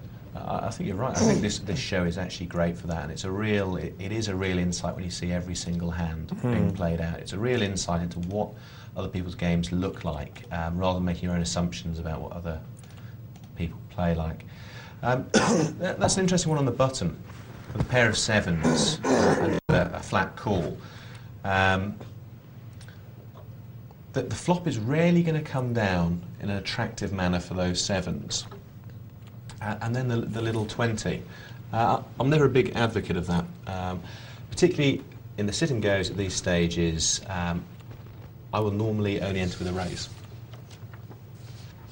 What do you think, Tom? Well, I will also come in for a raise, but that comes not from the quality of the hand, it comes from the fact that I never limp on the button in an unraised pot. Yeah. And so if I've got the sevens and someone's come in, sorry, not an unraised pot, I mean a pot that no one's even entered. If someone's entered, then I might be getting implied odds to call for the sevens, and he might re-raise me if I raise him. So the principle that comes first is I'm on the button, no one's come in, I always raise. Having said that, if I am going to flat call on the button, in fact, one of the hands I might choose to do it with is a pair. Why and why? Because I'm looking at those long implied odds if I keep more of my chips behind the line than if I commit them before the flop. Okay. I'm not sure that I totally agree with that, and I would say that I would always love the person to my right to be flat calling or limping with pairs. Okay. Just because I think it gives me a much greater opportunity, particularly with those small and medium pairs. Because what happens, invariably that flop's going to come down with at least 2 overcards. And what happens when I then bet back? Or what I expect to happen in that situation is I check, you bet, and I re-raise, representing one of those overcards. You have to lay the hand down there because you're not taking the initiative. And for me, particularly in these tournaments, which are fairly fast, and you have to accumulate your chips fairly quickly, I think you need to play these for a raise. For me, it's an 80-20 play. I mean, 80% of the time, and I think you're probably saying the same thing, Tom, aren't you? Because you said if you are going to call on the button, it would be with a pair. No, in fact, I always raise in that situation I was in. But yeah. But so actually, we're all. I think broadly speaking, we're saying the same thing. Actually, we can create disagreement if you want for a bit of dialectic, but this will be interesting. There's top 2 pair. Needs to bet it in case there is. There are draws out there to win, but it'll be very interesting to see how the king-queen reacts. With such small starting stacks, it makes it very difficult to actually play poker at this stage and make any kind of informational raises or pro bets to find out where the king-queen lies. Because at this stage, King of Ying is almost pot committed, which makes this a very tough fold, but it looks like it's going to be made. You've got to make it, really, haven't you? I mean, once you've asked that question for the 200, yeah. Once you've asked that question, I think you have to put it down at that point. Yeah. Which was actually a nice play. Asked the question, got the answer, put the hand down. And I think you've just got to take the attitude at this point that, you know, all right, you've lost half your stack on this particular occasion, but I think, you know, if you play good poker in those early stages, A, that's not always going to happen, and B, you can still win from this position. Absolutely. I think the difficulty is sometimes it's the psychological effect of that happening. That it's actually a very good play, but King King doesn't necessarily know that they've made a very good play, but knows they've lost half the stack, and can often result in a slight tilt. I may be playing hands that they never would have played before, so undoing all the good work that was done there. Classic confrontation. It's a bit more classic if the ace-king is suited, but it's still pretty classic. Queens versus ace-king off. Do we think all the chips are going to go in? Let's have a look. Well, there we yes. go. I think they have to. Do you? Do you really think they have to? Yep. Do you think Ace King has to push there?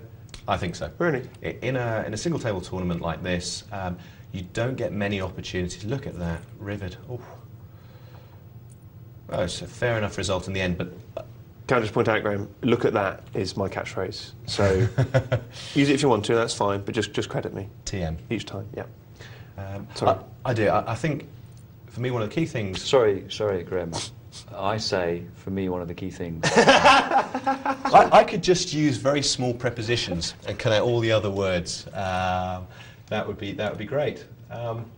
Right. Can I just read? Do you guys say Ace King? Can I say that? No, that's freeware. Can I just read a very appropriate email from Trevor, who says, "Hi guys, love the show. Caspar and Nick are so dry it's untrue. I'm not sure whether he means you on this occasion, Graham, or whether he does mean Nick.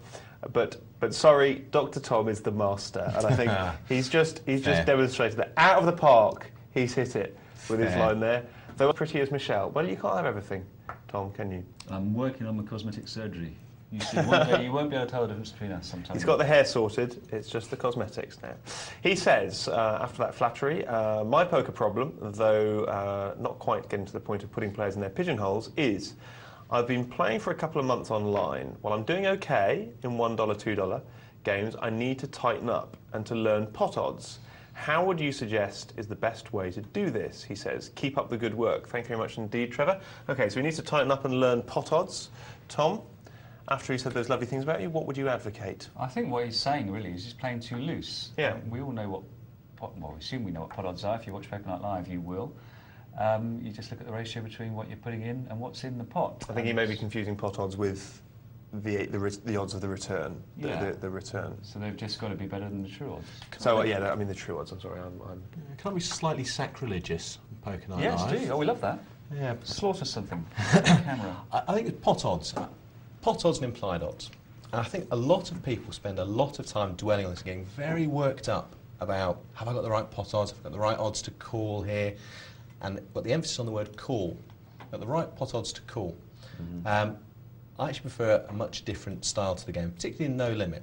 To me, one of the most important things about no limit poker is the ability to be aggressive, the ability to raise people off hands you had no business playing in the first place. And as I think I said earlier on the show, I often take a much more simplistic view on occasions.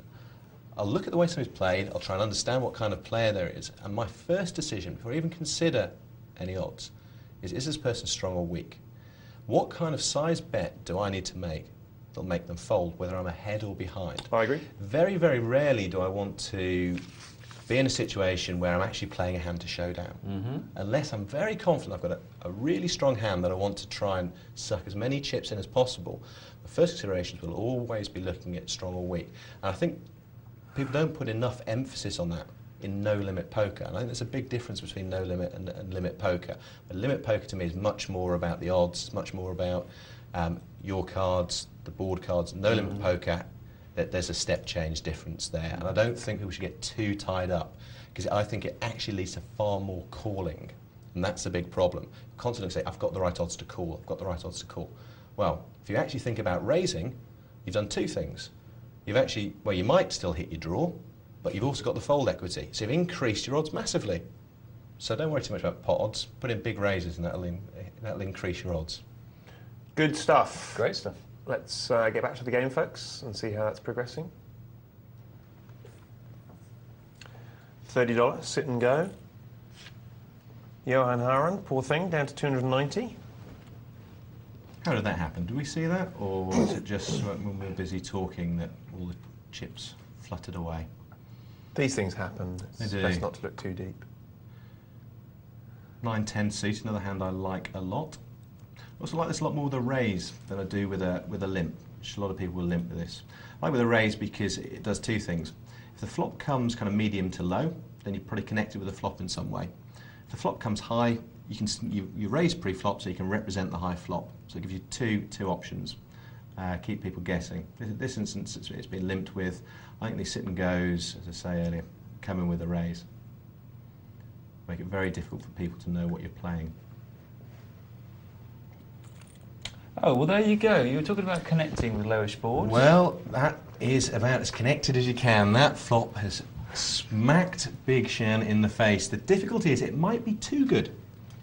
It could be too good. It would have been great if somebody else was out there with a pocket pair, but it could be just a little bit too good.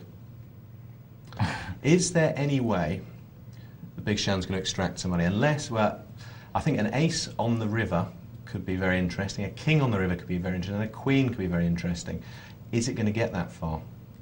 I think he's got to bet this, though, whatever, personally. Yeah, needs to actually start building a pot, and this is all about pot management and pot control. Needs to start building that pot size.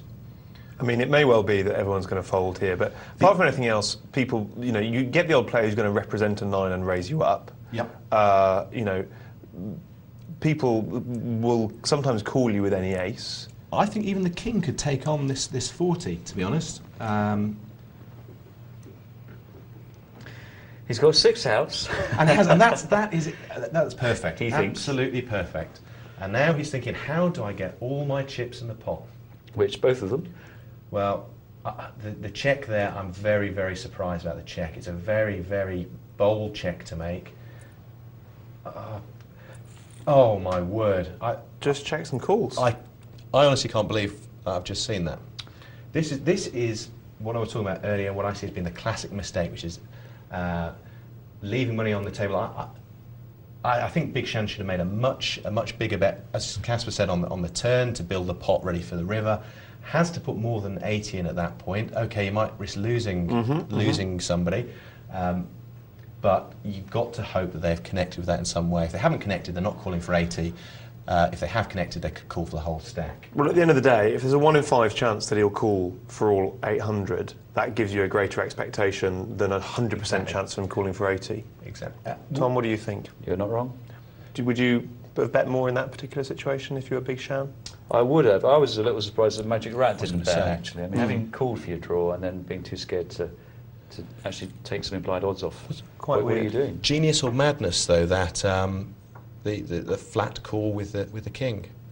Here it comes again, folks. Sorry, the river there. Where he bets. This here. This is it. He checks This to me, I just cannot understand it. Who? Big Shan or No, Magic? Magic Rat. The check call. Yeah. That makes sense. Having Surely paid, doesn't that was what was played. But the only hands that can be in trouble with is if there was a 9 that was being slow played all the way down, or ace is slow played all the way down. Perhaps he was waiting for an 8. To make the big bet. Perhaps he thought, I put this other guy on ace king. Well, that is interesting. Maybe What I really want is the 8. Can Magic Rat email in, maybe explain that one for us, because I'd be interested. He's going to have a tough job doing it because I mean it's a classic error to pay above the odds to draw and then. And we could see, of course, that he'd be wrong to bet into it, but if you're going to pay for the draw, you only get your implied odds if you get a bet called, a sizable bet called, when you make your draw. That's it. He's not going to have a tough job emailing in, though, is he? That's quite easy. Well, he might do. Well, I've Text. just said that we're not going to believe any justification of that play. Oh dear. Yes, no, you're right. I'm sorry to be negative. You are a bit. I think you'd have to rewrite poker theory, unless it's something to do with image that we don't understand. Let's not be presumptuous. Let's there not, could no. there could always be an explanation. So, we've got King of Yin is forced all in. There are worse hands to be forced all in with. 6-7. Guys, on the subject of maximising our wins stroke expectation, and they are different, we've got an email here from Pango, which is good, actually. This should prompt some discussion. He says, "Good evening," in big capital letters. I have been rereading the theory of poker. Now, the reason I didn't raise with the 4s, do you remember when he had the 4s I and he remember it flopped very the well. I was trips? going to ask Okay. whether this is the very same person. Was that I have a hazy recollection of a paragraph in the theory of poker saying something like, with several players behind you, it is sometimes worth just calling, as 1 or 2 of them may stay in, thus increasing the pot. If I had raised, I could have chased everyone out of the pot. Have I misinterpreted what he is saying? Yeah, it's before the flop. Thoughts, gentlemen? No, I'm fairly sure he does talk about on the flop. If we flop big trips, you know, if we raise up, then there's a possibility of losing players behind us. But the key, it says here, with several players behind you, sometimes worth just calling, as 1 or 2 of them may stay in. The point was, I think, that on that hand, a couple of players had checked, and then a couple of players had bet out, and then he was in, not last position, but quite near the back with his fours. So there weren't too many players behind you, Pango, and what you had was two brilliant donators who'd already bet out, who were definitely going to call.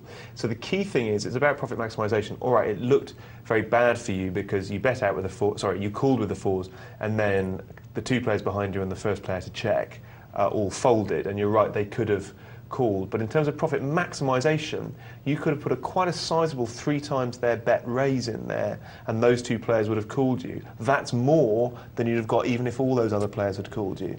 And plus, you have fewer opponents to beat on the river. That's exactly the point, I think, in a nutshell. So I've just come out of my shell there, and then I go back into my sort of cold stupor.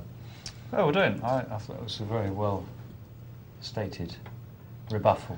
I think a lot of people do get worried about when they hit a good hand, they worry about losing people. At the end of the day, I think you'll find, to me, the biggest sin is leaving chips on the table. If you're going to lose people for a bet, then you probably weren't going to get much out of them anyway.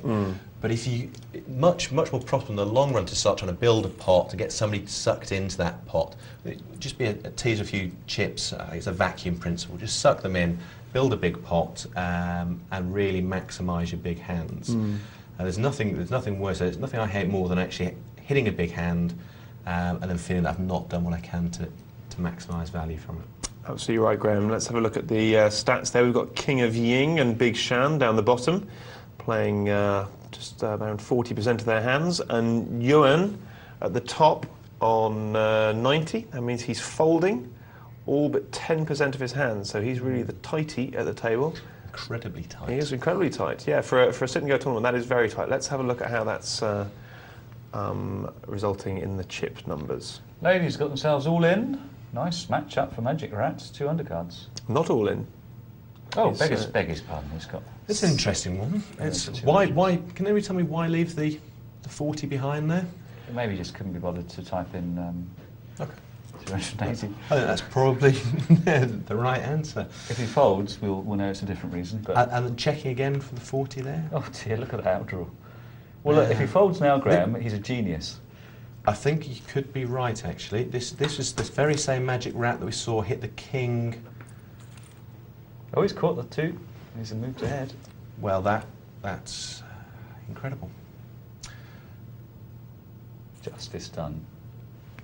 I suppose that's fair. Yeah. So, what point do we pronounce from on high there? Do we say that he was lucky to have the outdraw, or do we say that he was unlucky to be in that position in the first place with queens against 10 Jack? No, the better hand. I think it's when the money goes in. Yep. Yeah.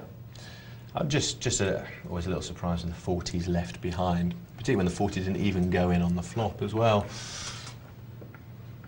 Yeah, I suppose I've done it myself, Graham, where it's literally just been fractionally easier to put in 99% of my stack. For some Sheer reason. laziness. Yeah, and we both know it's going to go in, so I don't lose anything.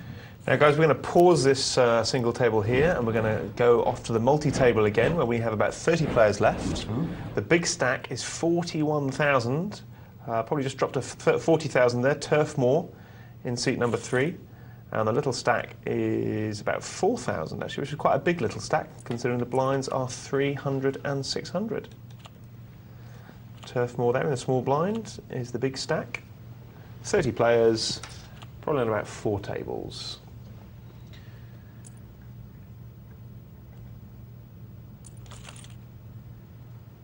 And again, this is an interesting one with the pocket pair out of position. The 9's out of position. Now there's no colour board. I think doing the right thing, pushing out a bet, trying to find out Yeah, what I exactly agree. TF more is. See, the one thing I would say about the big stack is if someone had about the same number of chips as Sly Sile Bossern there, if you were on about sort of, I don't know, 15, 18,000, and you bet out there, that's the kind of area I think when you get a bit worried about the possibility of someone coming over the top of you. Yeah. That's what's very rare, that people do the big stack. Now, Tom, you know how you said it earlier on in the show, you said, yes, I've heard this, that you shouldn't attack the big stack, and I think it's flawed. Now, you might be right, it might be flawed, but the fact is, if enough people believe it, it gives you a psychological advantage. It gives you, well, not a psychological, but it gives you a very practical advantage of having a big stack. If that's the dominant theory, ideology, and belief, then it doesn't matter whether it's right or not, does it? It certainly does. And when you've got that big stack, you do find that people attack your blinds a lot less. Yeah. Which can be very useful these stages. The blinds will actually start being worse. Are we going to have antes at any stage in this tournament? Do we know? Nope, not on the antes. side. No Okay. antes, just uncles. Da-dum.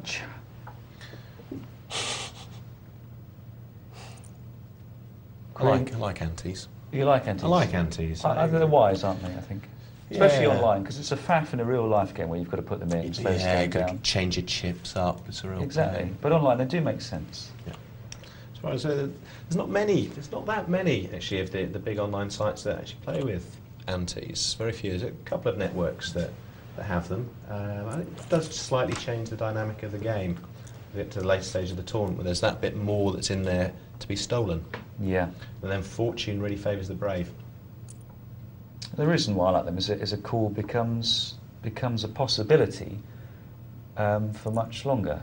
Absolutely. Because you're not facing a situation where calling is putting in a whacking amount of what's in the pot. You might as well just nick it. Yeah. Yeah.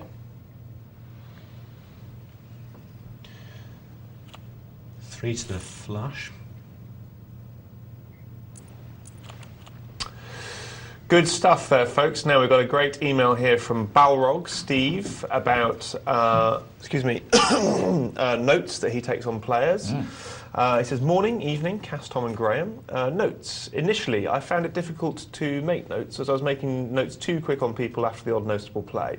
And I agree with that. You can get quite unfocused with your notes. I've got a top tip about that coming up. But he says, what I do now is to make similar notes as I go along, but start making them a little way down the note page. The note page thing attached to them. I leave the space at the top so that when I get to the point of firming up an opinion on a particular player, I put it there. It's a good idea. For example, someone I may consider rather reckless may ultimately, in my mind, be a clever, sneaky, crafty type of player. And things like that will be my headline on that player. Great point there. I also know opinions on the use of chat box differ, but I notice if someone uses it effectively on others, perhaps they'll wind someone up when they actually want them to call, or perhaps someone responds to the chatter in a tilty way.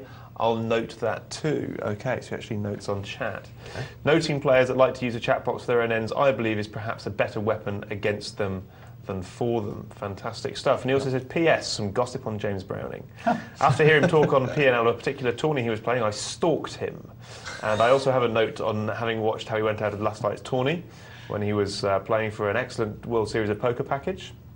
He says, along with King 8, I now know he likes Ace-6 too.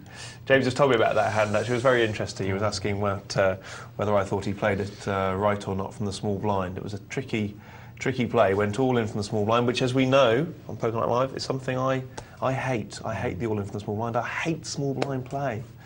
I know that some people think it's the way to steal in tourneys, but very situational play, I think.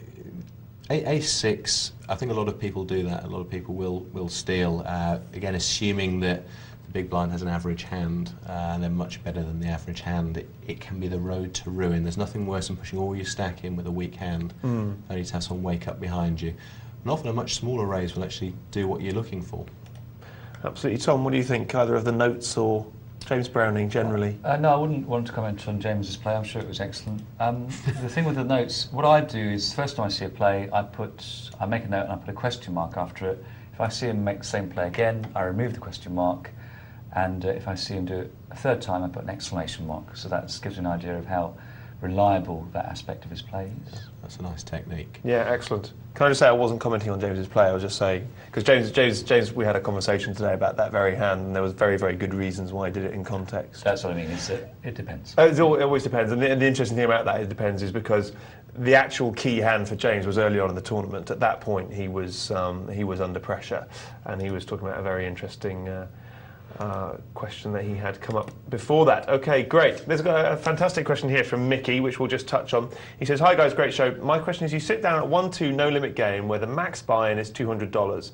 There are 3 people at the table with stacks of $700 plus and are raising 10 or 15 times the big blind pre-flop. If you enter the pot and hit the flop, the size of your follow-up bets could evaporate your chips in one hand. Would you continue playing at this table, or would you move to another table? 1 minute, 30 seconds each. What do you think? Would you continue playing or not? Can I just give you a very quick anecdote? Yes. Have to be quick. Very quick. Playing on the cruise, talked about earlier on, they had no cap on the buy-in you could buy into the cash game table. So there's one guy, known as a Flying Finn, who bought in for hundreds of times the amount of small blinds, about a 1-2 table, come in with several thousand. Every hand was a $100 or a $200 raise. And let me tell you, there was a queue of people lined up to play that table. Sure enough, they were sat and sat and sat and sat and waited for ace and kings.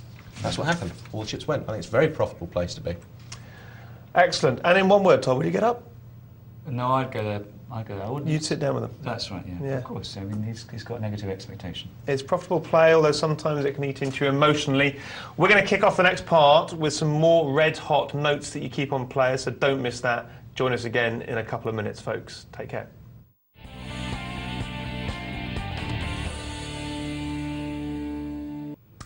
In what year did the Flying Pickets have their big hit? The one where they all went ba-da-da-da. What happened? What year was that? Christmas? Was it A82, B83, C84? There is a Poker Night Live something or other for the person that can ask us that. I shouldn't say that because we don't have anything to give away, but you know what I'm trying to do. I'm trying to entice you to email in. In the meantime, people have already been emailing in, and one of the questions we had was, how do you play a maniac who's raising it up 15, 20, 100 times the big blind every time? You said you guys would just sit down in a cash game with them, just play great tight hands. My question is, what if you're in a tournament and they're at your table and you don't have that luxury because you don't have the time to wait? Tom, what do you think? If you're in a tournament, I mean, you know where you are with the maniac, so you pretty much know you're going to go all in, and you've got a fair idea about what sorts of hands he's going to have. So you've got to decide how good you are with respect to that field, and if the maniac, or you get cards in a pot against the maniac in a situation where you have better edge than you have over the field generally, then you should go for it. So say you've got ace king and you think, well, he might have a pair, but there's a reasonable chance he's just got 2 court cards, maybe you've got him dominated. I think you're going to have to be up against a pretty lame field of players for the edge you're passing up there not to be worth pursuing. So, and if you get knocked out, of course, you know you did nothing wrong, which is always a nice thing to take to bed with you. I agree. Excellent. Okay, now the running strand of tonight is taking notes on players. What sort of things do we look out for? What sort of things are we wary of? Graham, when you're playing online, in that little note box, what do you write? And the first thing is, I like to keep the information as simple as possible. Okay. At a glance. I think Tom had a great set, which I'm actually going to add to my detailed notes section. But right up top, I suppose there's 3 ways I characterise a poker player. I think the normal 2, so are they a loose or tight player? So how many hands they play pre-flop to give an indication of the type of hand they're playing. Obviously, are they passive aggressive? So try and get them somewhere on that axis, so I understand that. The third axis that I will always add to that is how tricky a player they are. Okay, so this is, I always have these in 3 tranches. The ABC player will play very normally. They'll bet their good hands, fold their bad hands, they won't make any kind of bluff re-raises. Very straightforward player. Like to know who those people are. The other end of the scale, you've got people who actually are so tricky that they'll play like an ABC player. So they'll make plays that, it's like leading with a made set, for example. They're making that for the reason. They're making that for the reason that I'm not going to think they've actually made a set by leading out. So that's a kind of an extra level of trickiness. Then in the middle, there is people who I always find play counterintuitively. So they're the typical people who play strong hands really weak hands really strong. So what does a check mean from this player? Check means from this player, got a strong hand on the flop. Or a bet from them, very large bet typically means got a very weak hand. So they're the 3 axes that I like to classify a player from. And if I can understand where they sit in that spectrum, that helps me a lot. And that's the kind of basic information I capture. There's the other one basic piece of information that I try and capture is about bet size. So the pre-flop bet size, what does that mean? Because so many players, and maybe it's worth a discussion later on about what you should raise pre-flop. But something that gives a lot of way about a player's hand is how much they raise pre-flop. And you'll find that a lot of people make these minimum raises. A minimum raise, to me, is an odd raise. What does it mean? I think I've said before, earlier in the show, it means you're either very, very strong or very, very weak normally. And I like to know which side of the fence the player sits on. So I think in a nutshell, they're things that I tend to capture. I think there was also a point, I can't remember whether you made it, Tom, about making sure you don't do it off just one observation, 1, 2 or 3. I actually go an extra mile myself. I use some software tools to actually analyse hundreds of thousands of hand histories to make sure that I've got a really reliable piece of information. There's lots of tools out there. Just need to do a search to get things like Poker Tracker, for example. A lot of information about players, so all kinds of tools. So try those out because it's a much more reliable way to capture information than maybe some incidental stuff you pick up of 1 or 2 viewings of a player. Absolutely, yeah, great stuff. The better quality your data is in anything in life, really, then the better decisions that you can make. We're going to get back to $30 sit and go tournament and see how that's progressing, but more fantastic top tips coming up later on in this part.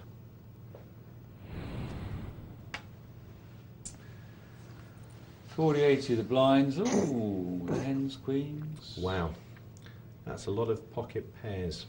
Yeah, now this will be interesting. How will Big Shan play this? Johan's basically going to be committed. Can the 2s lay it down? They really must, in my book, obviously. Yeah, and the 2s absolutely have to lay this down. This is a no-brainer. And they do. And the Queen's call. Rightly so.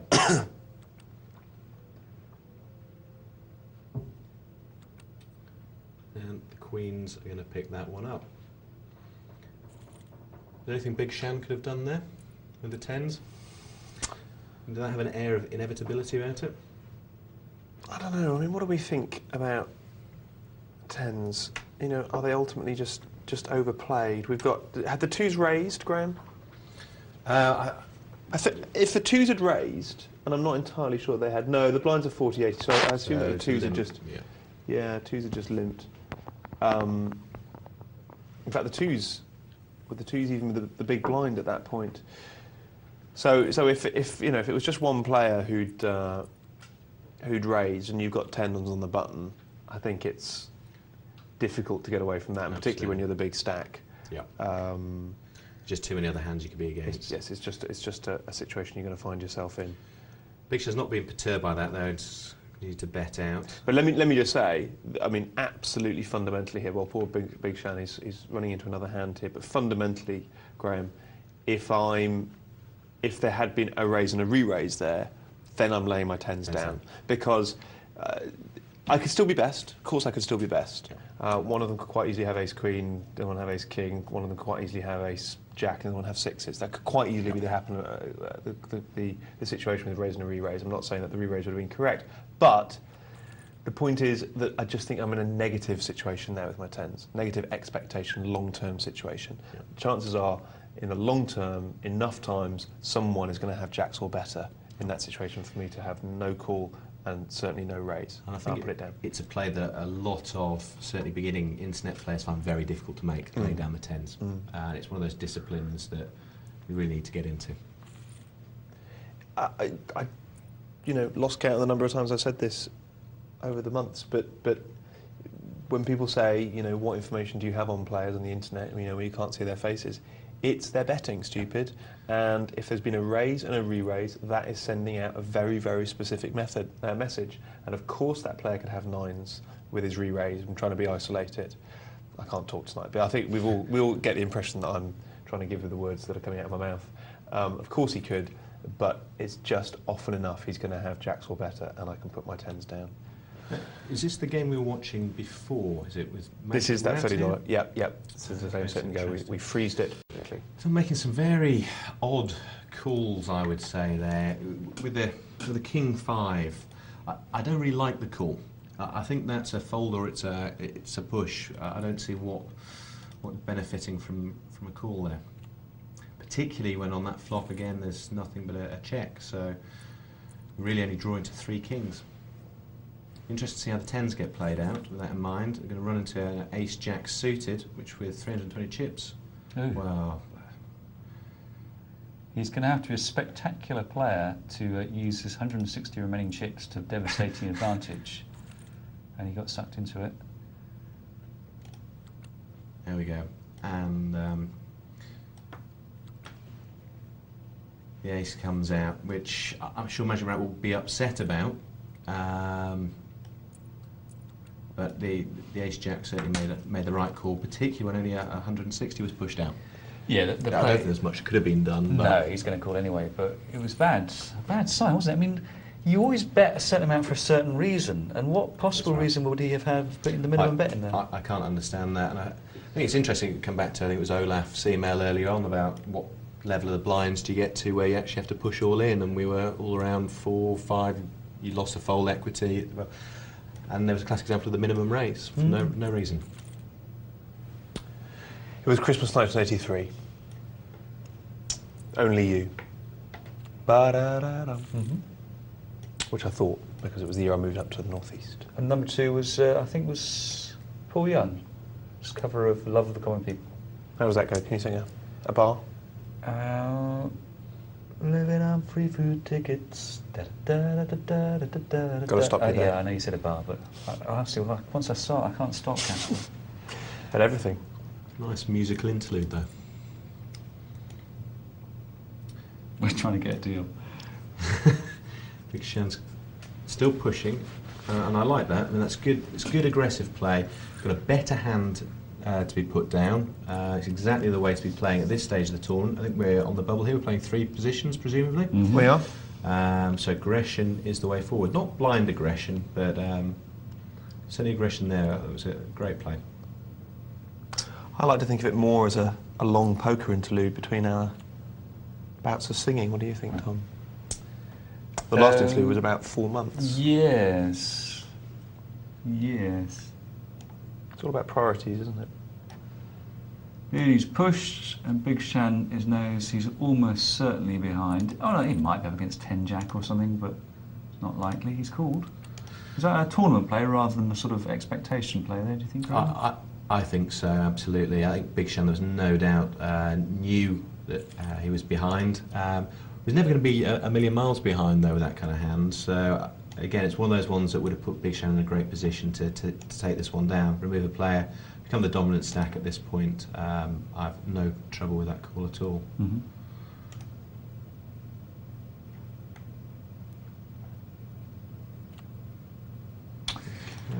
However, he doubled through his man, and so it's fairly even now, and the bubble is up for grabs. The action looks a long way away. There we are. I can see Big Shen raising this, and I can't see Beardy putting down the ace-9. The trouble with that call, one of the reasons why it can cause unforeseen problems is that, rightly or wrongly, people will view his raises as being based on less strong hands, so he loses a bit of general fold equity. That situation there, for example, he was in danger. I think that's a good point. What I do like, though, is the way that the Big Shen took his foot off the accelerator there. That was the kind of hand that, when he had a big stack before, was pushing. Now realises he's got a slightly shorter stack, hasn't got that fold equity, and taken the foot off the accelerator. And I think a lot of players find it very difficult to take the foot off the accelerator, which needs to be done on some occasions.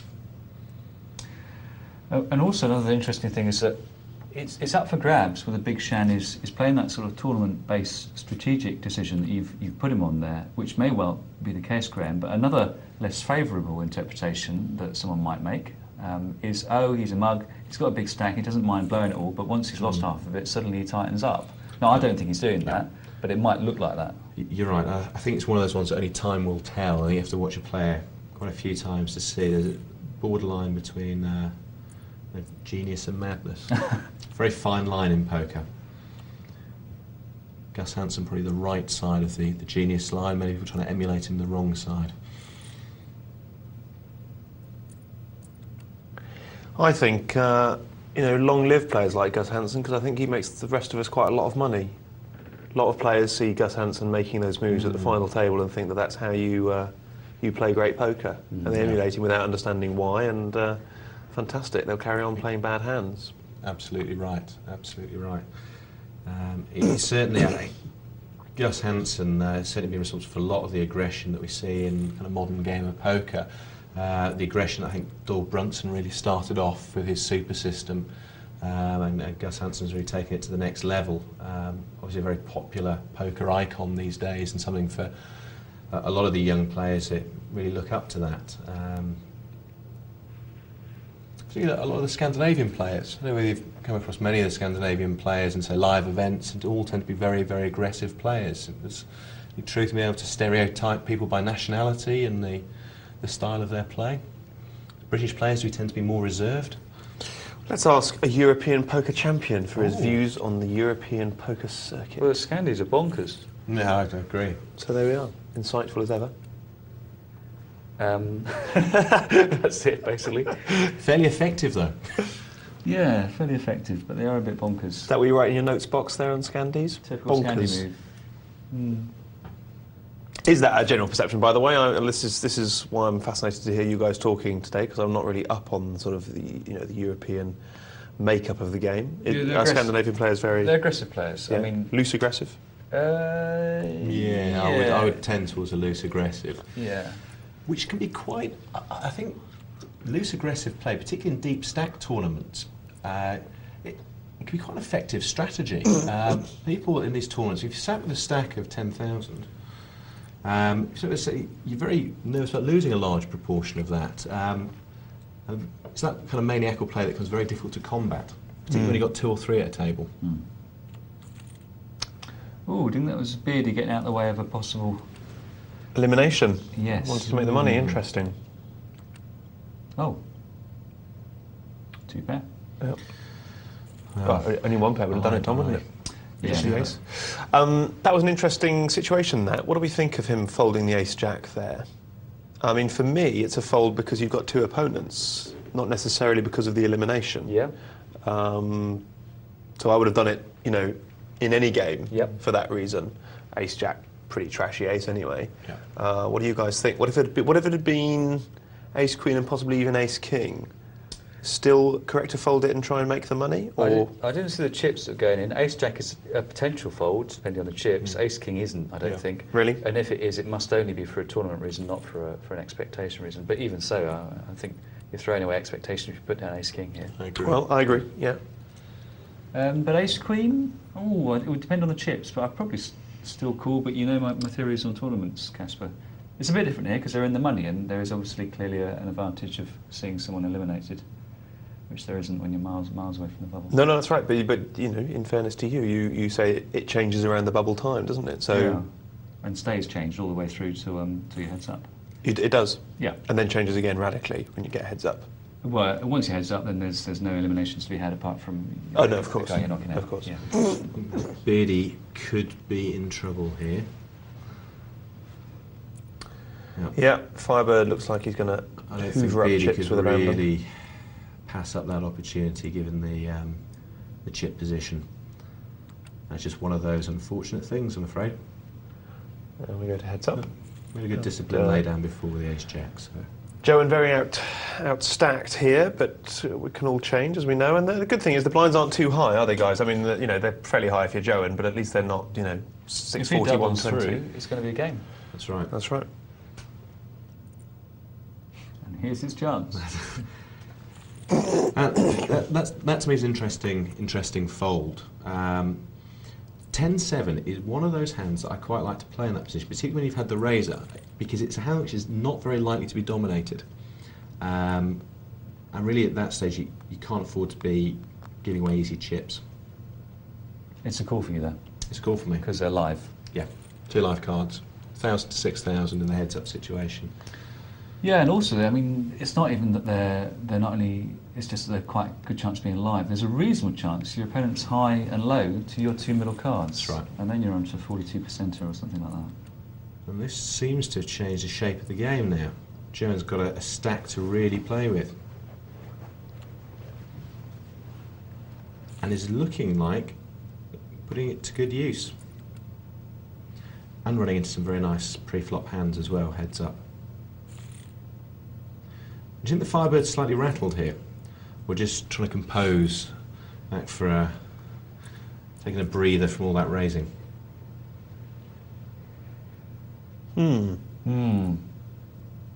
Both Cass and Tom declined comments. Just wisely. Look, 10-7 again there. 10-7, of course, it looks a little uglier now we can see all the cards out on the table. Again, running into a few few dominated hands. I don't think the 7-5 is going to do anything. Well, it goes all in now for both of them. I think you're right. Joe's got too little left, too much invested, and has caught a quitting. Two, in fact. One for good measure on the river. And now it's pretty much 50-50, and this is the beauty of heads up, that it can change so quickly. A couple of double ups, and Joan's straight back in the game, and again putting the stack immediately to good use. With the blinds this high, I'm almost an advocate of blind aggression here. So you would advocate all-ins a go-go? Yeah, I think so. Firebird seems to be passing, so that puts a big raise on Queen 10, but passing a few hands, so I think the opportunity is there to take blind aggression.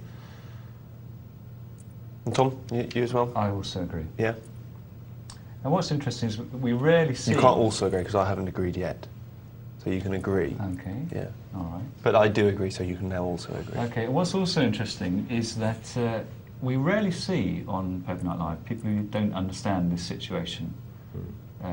What sort of hands are definite calls or raises? And why do you think that is, Tom? Either because they learn their trade on another table, or something else. One of those two? Yes. Obviously watched a lot of Poker Night Live. Well-educated poker players. Well, you know, I know that's semi-tongue-in-cheek, but I mean that's it's widely agreed across the board that the standard of play on these $10, $20, $30 tables on Poker Night Live are the best $10, $20, $30 tables across the web, really. You know, you don't necessarily play on these tables to rake in the money. As Firebird wins that very challenging tournament, we look at a chip movement graph. Ooh. But you play, you know, to have your play pulled apart, not just by us, but the other players at the table. It's a great learning environment. It's a real place to pit your wits against other people. What do you make of that, Tom? Oh, look at it, like fiery furnace. It does look a bit like a phoenix, doesn't it? Beautiful, beautiful. What I don't understand is why the white ones haven't bit the dust so they just sort of peter out, don't they? It's quite interesting. They just give up the It's game. one way to go. Yeah, I'm up. They It. just pick up their chips. They have no cash value, doesn't matter, I'm up. I think it's just resignation. Good stuff. Got a little email here from Michael, who's asking about tournament strategy, picking up on something we were talking about earlier on, so let me run it by you folks. Hello, Tom and Caspar, and Graham on this occasion. Thank you. Good show as always. I just want to make a comment about something you said earlier. I've been playing for about 6 months now and prefer single table tourneys with the occasional multi-table. I've had a go at cash game, but feel it lacks structure. I suspect that's an allusion to your narrative. Feel it lacks narrative. I use a basic strategy, early stages. I try to amass as many chips as possible, not with so much loose play, but playing with marginal above hands. In the middle stages, I find being passive more effective, letting the other players take each other's chips. And then at the end, hopefully I'm in the last three, and the money. Here I look to win, but knowing I'm in the money can be afford to be a bit looser. That's not punctuated at all, so can I just say that if I'd made a bad job of punctuating it, it's because I was starting from scratch. But thank you. Michael, he says, I have tried to be passive until the later stages, but have found the blinds creep up on you to a stage where you're being forced to play with practically nothing. I welcome your comments on my strategy. Keep up the good work. Good stuff, Michael. Well, to be honest with you, I think you've raised a number of interesting points there. And what I'd like to know maybe is the strategy working for you at the moment? Perhaps you can email back with those thoughts. But guys, off the cuff, what do you think? First of all, passive, I don't know how it's really being used here, but passive is a word I never really like to hear when referred to play at a poker table. I don't think, particularly in the sit and go tournaments, there's any room for passivity at all, which to me is just simply calling, checking, calling. As I think I've said many times today, it's all about raising and being aggressive, taking the lead where you can, looking to push people off hands. To me, there are a couple of strategies that you can follow. One strategy that is brought out by a lot of very well-known players who subscribe to this theory is picking a couple of hands to play and play them very, very aggressively. Good, solid hands looking to double up. And then as you get to the later stage when the blinds raise, get even more aggressive. I subscribe to a slightly different theory, which is trying to chip away at the early stages as much as possible to try and take the free chips which are available. And I think people leave a lot of free chips in stages 1, 2 and 3 of these, levels 1, 2 and 3, these single table tournaments, and then try to put them to work later on to get some wins free chips. Tom, what do you think? Sit and goes and multi-tables slightly differently for me, because sit and goes you're up against that violent blind raises, so you know there's a window of opportunity at the start where you can, for example, play for implied odds, or use the fact that people are playing too tight because they're playing some sort of different strategy. Multi-table tourneys are different for me. That's a very, very long haul, and I play those simply as an opportunist. I don't have any long-term strategy in where I'm going to amass chips. I'm always interested in amassing chips, and if I find a situation that looks promising, I'll go for it, and I'm more than happy to risk all my chips at any point in the competition. I agree with you there, Graham, that whenever someone says anything about passivity, it must be wrong, it must be bad. You can't play winning poker if you're playing passively. Possibility that Michael by passive means tight. Yes, you're Sure. yeah. Because I mean, I would advocate a tight style in those middle stages, because for exactly the same reason that Michael states, is that it allows other players to knock themselves out, which can be a good thing. Just on that note then, Michael, there are two things here. There's tight loose categorisation. Tight means playing very, very few hands. Loose means playing lots of hands. And then there's passive aggressive, and they're very different. Passive now means just checking and calling, as exactly Graham said, and aggressive means betting and raising, being the aggressor, always being the one to put the money into the pot and make your opponent make a decision. And the reason why classically the passive style is regarded as the losing style is, of course, when you're always checking and calling, you only give yourself one way to win, and that is you've got to have the best hand. But by playing aggressively, in a controlled way, by playing aggressively, you can win two ways, either by having the best hand or by getting your opponent to lay down a better hand when he doesn't call you.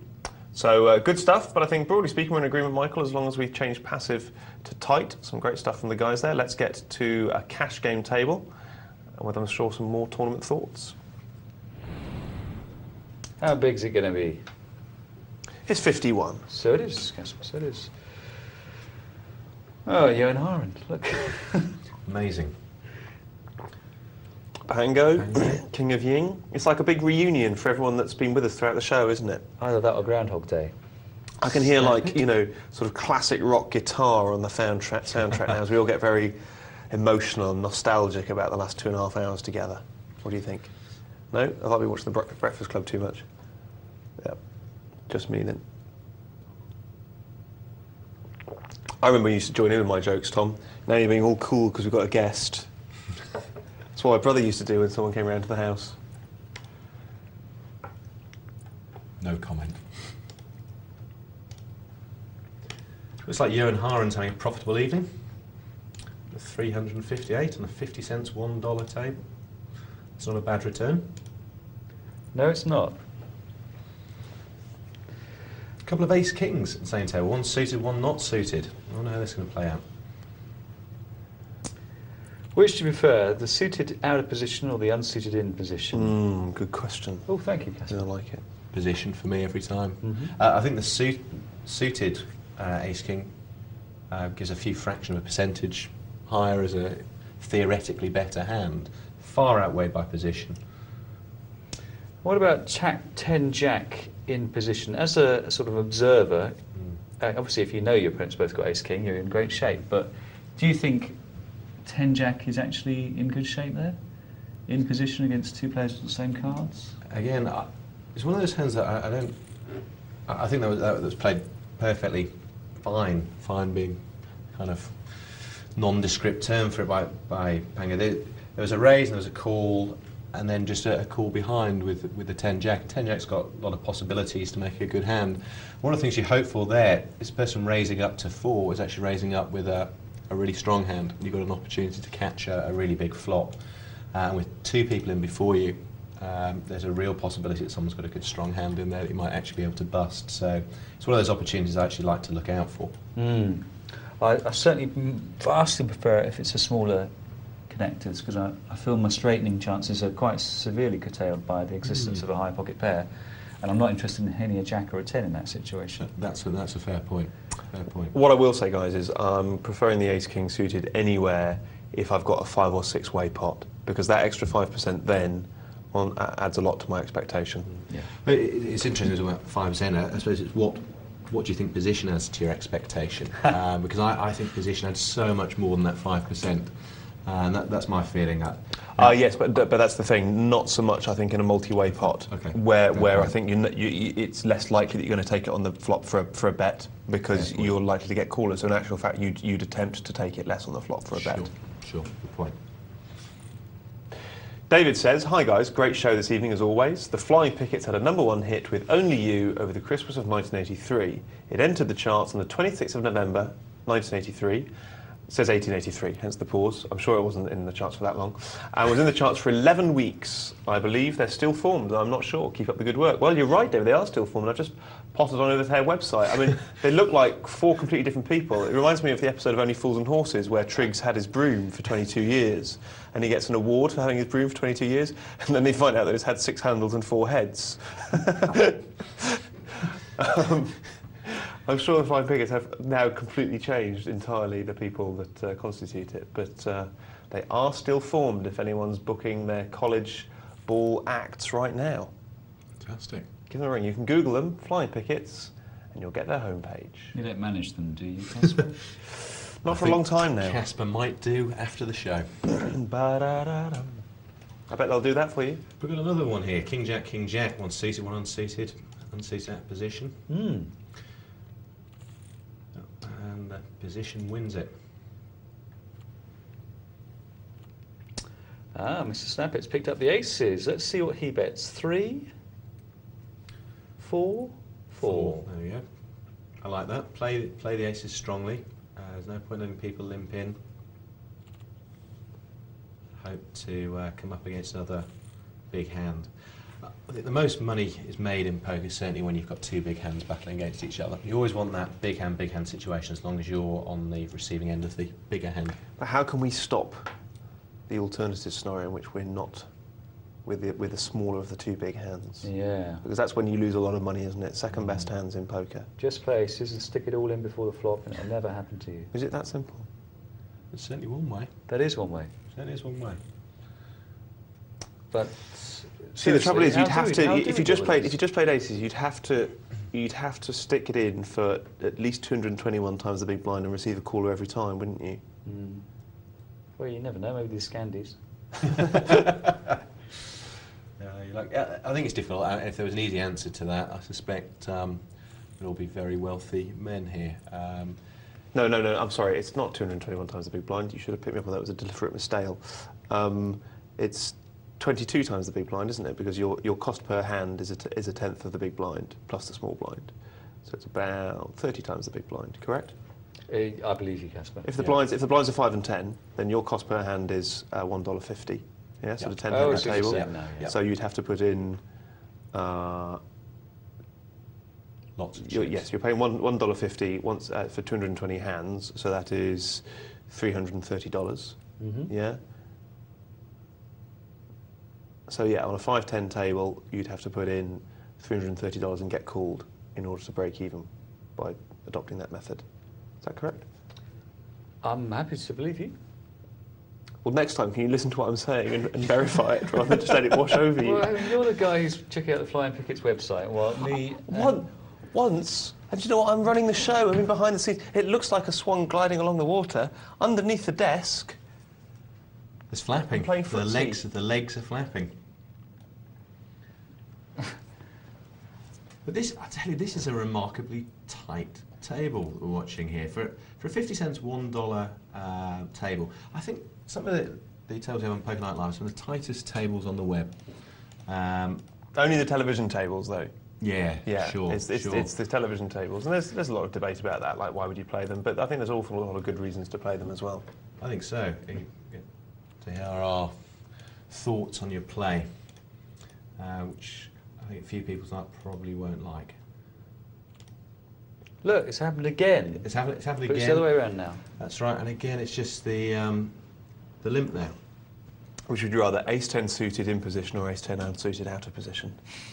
That's a tough one. Yeah, that is a tough one.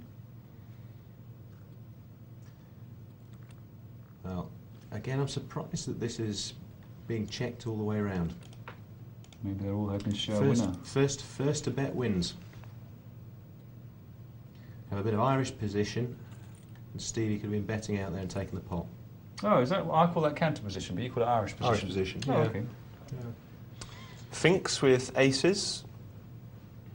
As we see this play out, do you want to just try and describe counter position to me, guys? What does that mean, and why is it useful? Tell us what Irish position is. Well, essentially, I mean, typically you look at it and say position is great. It's great to be in late position, so you're acting after everybody else because you get to see what everybody else does before you have to make your move. Mm-hmm. There are certain situations, like the one we just saw in, we can get into a position where it's really first to bet wins, or first to bluff the pot will take it down. Mm-hmm. Particularly, I think in later stages of multi-table tournaments, you see this quite a lot. And this is where the gap's so big. Once you've got in, you need a massive hand to call at that. Exactly. The gap's huge. You're often short-handed, so people are going to be connecting with hands less often. In those situations, it's great to be able to put the first bet in.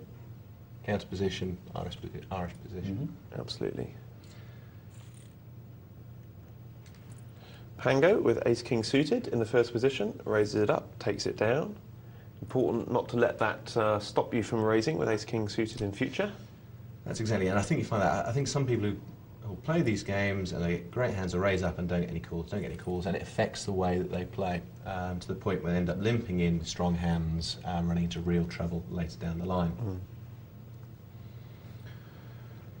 Well, we've got a gut shot straight flush draw.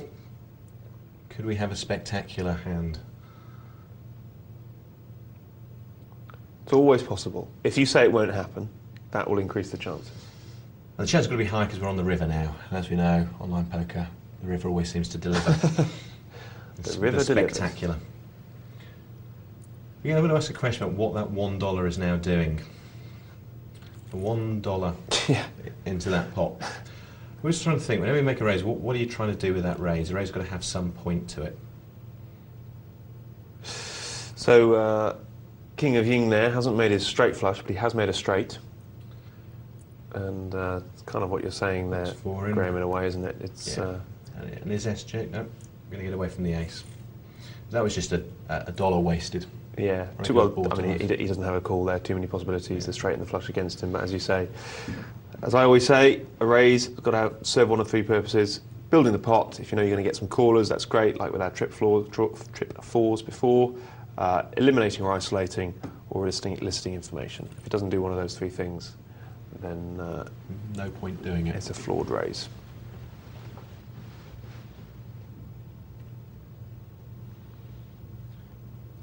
Well, again, we've got an opportunity here for exacting a little bit of Irish position, getting the first bet in to win. Obviously, Johan Herod must have picked up on a little bit of weakness there, or liking the straight draw. That's right. Does he perhaps think by calling he'll buy himself a definite river card? But he's decided to actually bet, so that obviously wasn't his main plan. He had options basically by calling there. Yeah. Sometimes it's nice to make a call rather than to maybe push and make the re-raise, just to see how the person's going to react to that call. Quite often, you'll be gifted the hand. They'll check it back to you. I agree with you. Yeah, you find out if you're in position, you find out how he plays the turn, and you may then find what you didn't know in advance is whether you prefer to now take a free card for the river or whether you prefer to bet him off it. Yeah.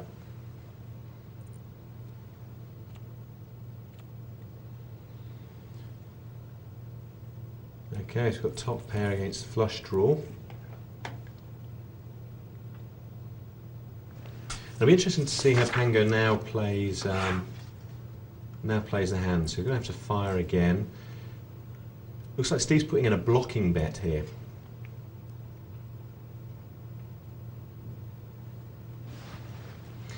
I think. Okay, so now as it trips on the river, Steve's clearly missed the flush. It'll be interesting to see whether Steve has a bluff at this. Missed the hand, and quite often people who miss the flush do like to put in that final raise. And there it is. It's that bluff trying to represent the 8. Unfortunately, it's come against somebody who's got the 8. And the question is whether Pango just calls this or puts in that raise. I think it's the right thing to do. I don't think he'd be called with any other hand.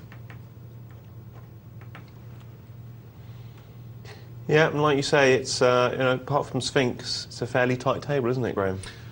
I think so. Yeah, the pre-flop percentages. There's a lot of folding pre-flop.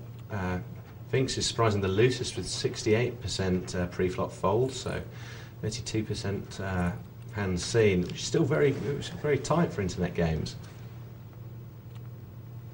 Interesting, that changes dramatically when we get to the post-flop folding. People seem to get slightly wedded to the hands they play.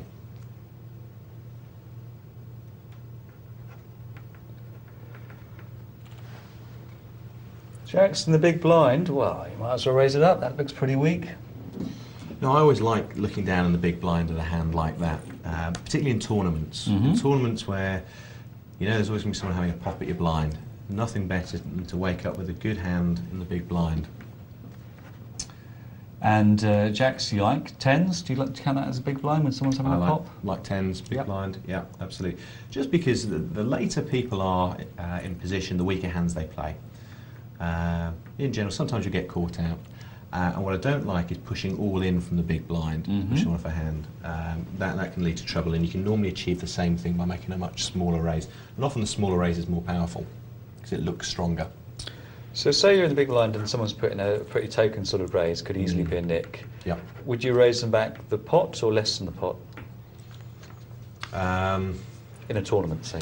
In a tournament, again, it's slightly situational in terms of how they've been playing to date and what I think I need to put in to push them off, and how many chips I've got. So how many of my own chips am I committing to be able to bet the pot? Okay. But I'll typically look to try and re-raise them back a reasonable amount, enough there so I'm not encouraging them to put in a call with anything because I'm offering them the odds to do so.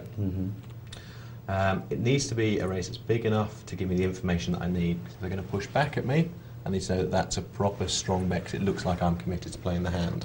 The only reason why they push is because they've got a very strong hand and want to call. And supposing they flat call, and you say you've raised slightly less than the pot size raise, so they're getting slightly better than 2 to 1. Difficulty here with tens, say, for example, whose status is always a bit unclear on the flop, is are they calling just because they think they can outplay you, or are they calling with 2 overcards and therefore have a reasonable chance of catching the flop? Where do you see yourself on the flop? Do you make the texture of the flop is quite important. Yes. At this stage, what I'm probably saying to myself is, if the player who raised had jacks, queens, kings, or aces, I would be expecting them to have re-raised me at that point. So I'm ruling out those overcards as much as I can. Sorry, those larger pairs. So if the flop comes low, I'm going to push that hand. If the flop comes with a lot of overcards, as you say, I'll probably try and make a probing bet. I think it's a very difficult position when the flop comes out with high cards, because that is what I think you naturally have to put them on at that point. So a lot of high cards is bad. Yep. And of course, normally you won't get called, so you won't be in this difficult situation. Another option there as well, another option there is a stop and go move. When you do think somebody's at it from late position, the cut-off or on the button, and you've got a reasonable hand, the stop and go move, which is a call and a push on the flop regardless. Sometimes that can be better than raising back pre-flop. You give the person with ace-king an opportunity to fold, for example. Very interesting. I like that. Stop and go move. That's a name for a move that I do like. It's in my little playbook, that. What did you call it hitherto? I don't think I had a name for it, actually. Move number 78. Cass's secret move. I think that the stop and go that's blown. Stop and go, I think, is a great play to make with middling pairs. Middling pairs the tens almost fall into that category, can be very, very awkward to play post-flop. There are times when you think, this person's at it, probably playing with 2 big cards. To be honest with you, at the middle bit, you don't want to, in a multi-table tournament, you don't want to be finding yourself all in, very often, if at all, in that kind of 50-50 situation.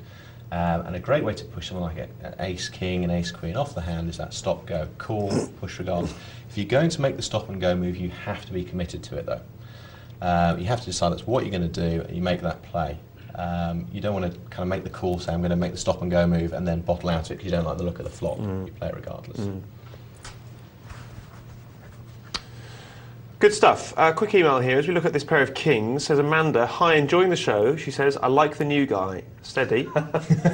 I'm having real trouble knowing how much I should raise pre-flop. I either seem to raise too little and get called by everyone, or raise too much and don't get any calls at all. What shall I be doing? Well, we've got kings raising there with 4 times the big blind. He's being called by Queen Jack. Guys, what are your thoughts on raising pre-flop? How much? Well, this guy isn't getting the problem Amanda's getting. He's bet and he's got called by worse hands. And I can't believe it's always like that for Amanda. She must be getting called when she wants to get called sometimes. Oh, right. 5-7. That's all this is happening. There's real action here. That 5-7's gone out on a limb slightly. We'll come back. I think the pre-flop raise is oh my word. Okay, the pre-flop raise is an interesting question. I think there are a few theories behind this. I think theory number 1 is that you should always raise the same amount, regardless of what you have. So you don't give away information by what you're raising. And the standard raises are somewhere between 3 and 5 times the big blind. Now, making the same amount, you may change that as the blind levels move up. So at one level you always play 3 times with blind. At earlier levels you always play 5 times, but always play the same. That's one theory. Another theory, which I think is Harrington's approach, is that he will vary the size of his pre-flop raise randomly. So it doesn't matter what the cards are, it'll be somewhere between 3 and 5, totally irrelevant. I think he uses sometimes makes a mention about whereabouts the second hand is on the watch as to how much it is. The third theory, which I probably like the least out of all of these, and I think Phil Gordon, I've heard him advocate this, this theory, is that the later in position you are, the bigger your pre-flop raise. Okay. Now, there have been some people who advocate that. I really dislike it because you tend to play worse hands the later position you're in, so you find yourself with bigger raises. People automatically look at that as a bluff, so you get people playing back. So I've seen a couple of people advocating that. I probably fall most often into category 1. I try and make the same raise every single time. I will vary that as the levels go up and down, but I try and keep it consistent. It avoids people from putting you on hands because of the size of your bet. Harrington's theory a lot of people use as well, and I do quite like it. It gives you a lot more options, but humans are very bad at being random. We're not random people. Now, if you say so, I'm going to be random, and you see a pair of aces, it sometimes clouds the randomness with which you're thinking. I think it's very difficult for people to do that effectively. Excellent stuff, some great stuff there. Tom, what are your thoughts? I very rarely stray outside the 3 to 4 area. It'll be 3, 4, 3.5 generally. Sometimes I put in a minimum bet for some particular reason. I think I'm the opposite to your man there. I think if I do vary, it's going to be on a positional basis. I'm more likely to put in bigger bets routinely in early position and smaller bets later on, because I'm playing with weaker cards, as you say yourself there, in early position, in late position. So, and of course, that doesn't really give them any read on me. If I'm playing it by position, they still don't know what I've got. They know my position. That's not a mystery to them. My general wish when I'm betting is to keep things unknown. So if a particular bet becomes conventional, say it becomes 3 on the table, I will tend to bet 3. And if it happens to be 4 on this table, I'll tend to be 4. If it's 3.5, I'll do that. So I'm kind of trying to blend into the background a bit with my bets so that they don't stand out and provoke people to think about what they mean too much. I think it's important for people to think about that, though, and make sure that they're not giving away too much information with the amount of bets. And that comes if you decide to play theory 1 and you play all of the hands the same, and then suddenly you find that little hand where either, I think as you said, Tom, you want to make a minimum raise for a specific reason. All of a sudden that stands out, and it's giving away that little bit of extra information because it's been done for a specific reason, or an overbet for that matter. So I think if you play theory 1, stick to theory 1. It would be my thoughts. Yeah, I certainly would hate to suddenly put in a minimum race if you've got aces. That wouldn't be a good reason to do it, for sure. Yeah. Good stuff, folks. We've got a nice email here from, who's it from? Carlos543, entitled, Why Love Poker? He says, hi guys, this is really a question for Cass, the philosopher of PNL. His words, not mine. Why is it that people love poker, he says? Dr. Tom said recently that nothing in life could engage him for long periods of time like the beautiful game of poker. He says, have you read The Glass Bead Game by Hermann Hesse? Will Dr. Tom see the error of his ways and give up this beautiful game and start hanging out with old boatmen on the Thames? He says it's worth adding to your reading list anyway, if you've not visited it already. Loving the show on many levels. I thought Hermann Hesse was a Nazi. Shows what I know. Show must be being the philosopher. Well, I'll give you my probably slightly long-winded answer to this, and then let the boys in for a quick stab at it at the end. I think poker essentially has exactly the same appeal as another classic game that sort of has had enormous growth throughout the last century, and that's golf. And the reason I think that. What's the parallel? Well, you're going to. Well, I'm just about to say. Sorry. Am I interrupting your? No, Caspar, it's just such a preposterous claim to make. But I'll be interested to see. Here we go. And that's because it contains the perfect mix of skill and luck. Golf has a much higher variance than games like tennis, where you'd expect a single player can dominate the tennis scene and win Grand Slams. So I think people love the fact that in poker you can be a good player and you can be a bad player, or you can become better. That's the skill element. I think the same players, and certainly different players, love the fact that you can gamble, that you don't have to be the best player on the table and you can sometimes win. Just like the fact in golf you can overturn the odds to a great extent because you're battling against nature. But I think people really like the way in which it's actually a metaphor for life. And I think it's a metaphor for life in a number of different ways. I think we like struggle. I think the human being likes struggle, and by God, golf is a struggle. Poker is a struggle. I think it distills life into its basic essences, and I think particularly people love that glimpse every now and again of the flow experience, which you get on a golf course. And anyone who's a golfer between sort of handicaps of, I don't know, 8 and 28, you'll have terrible days and you'll have awful 6 holes where everything will go wrong, and you'll have exactly the same in poker. But you live for those times when it all comes together. And it's like, in a way, glimpsing a different dimension to our daily lives. Kelly Holmes talks about her second gold medal in the Olympics this last year, whenever it was. And she says, as she was running around the track, it was like she wasn't there anymore. All she could do was she could just smell the grass. She could just smell the grass in her nose. And it's just that kind of, I'm not doing this, it feels effortless. Now, last night we had an email from Stevie Balrog who said that he disagreed with that. He didn't think there was any such thing as being in the zone or the flow experience. But I personally do, and I think people love those environments that allow them to experience that, if only briefly. Those are my thoughts. What do you guys think? I think it was Rudolf Hess was a Nazi. Yeah, it wasn't Hermann. Sounds German, though, doesn't he, Hermann Hesse? He is, but they weren't all Nazis. No, of course not. And we wouldn't want to suggest otherwise. No, of course not. A bit controversial. Graham? Good. Nothing in life could engage me for long periods of time. I think it's something that I'd like to engage in for long periods of time, but not quite managed it yet, so still working on that. Okay. Poker's easier to get into. Poker, much easier to play for longer periods. Yeah. I don't know what to say to that. After Caspar's long philosophical debate, I don't think I can add much more to the whole... Nor can I. Okay. I might pick you up on another occasion about the luck golf thing. The golf thing. But Are you a golfer? No, I'm not. But Well, it's step not outside. Okay, well, I think there's an interesting poker point to be made about golf and luck, but we'll save it for another occasion. Okay. Quickie here from Andy. He says, "Hi guys, great show. Got this off a mate, Tony108. He says, thanks for the readout 10 minutes ago. He says, I heard a bit of Vegas trivia last night, which I thought was hilarious. He says, if you're playing poker in the Vegas casinos and you die at the table, you are considered to be all in." And apparently it has happened. Is this really true? Well, I can't deny it. Anyone got any? What happens to the winnings? They then go to the estate? Or I suppose they must do. Yeah. I wonder if they're taxed, because in America the IRS gets its hands on everything. Well, that is interesting. My only piece of Vegas trivia was that apparently there was an apocryphal game in the Silver Slipper when they used to spread 7-card stud, and you have a low $1 bring-in card, and it was such a tight game that was not called 27 hands in a row, and they all just picked up and left. So there we go. More of that to come, folks, after the break. Join us soon for more Poker Night Live.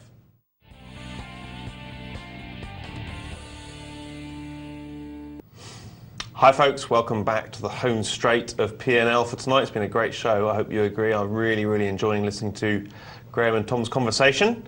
We've got an email here from Garak. He says, is it because I'm listening to you lot or what? 100% plus profit tonight. Someone's advice must be good. It's a shame Dr. Tom doesn't look like Michelle. I'd kiss him then. Thanks a lot. You can reverse that slightly. You could say it's a shame that Michelle doesn't know everything Dr. Tom does. No one's perfect, are they? As anyone who's ever been out with a woman will testify.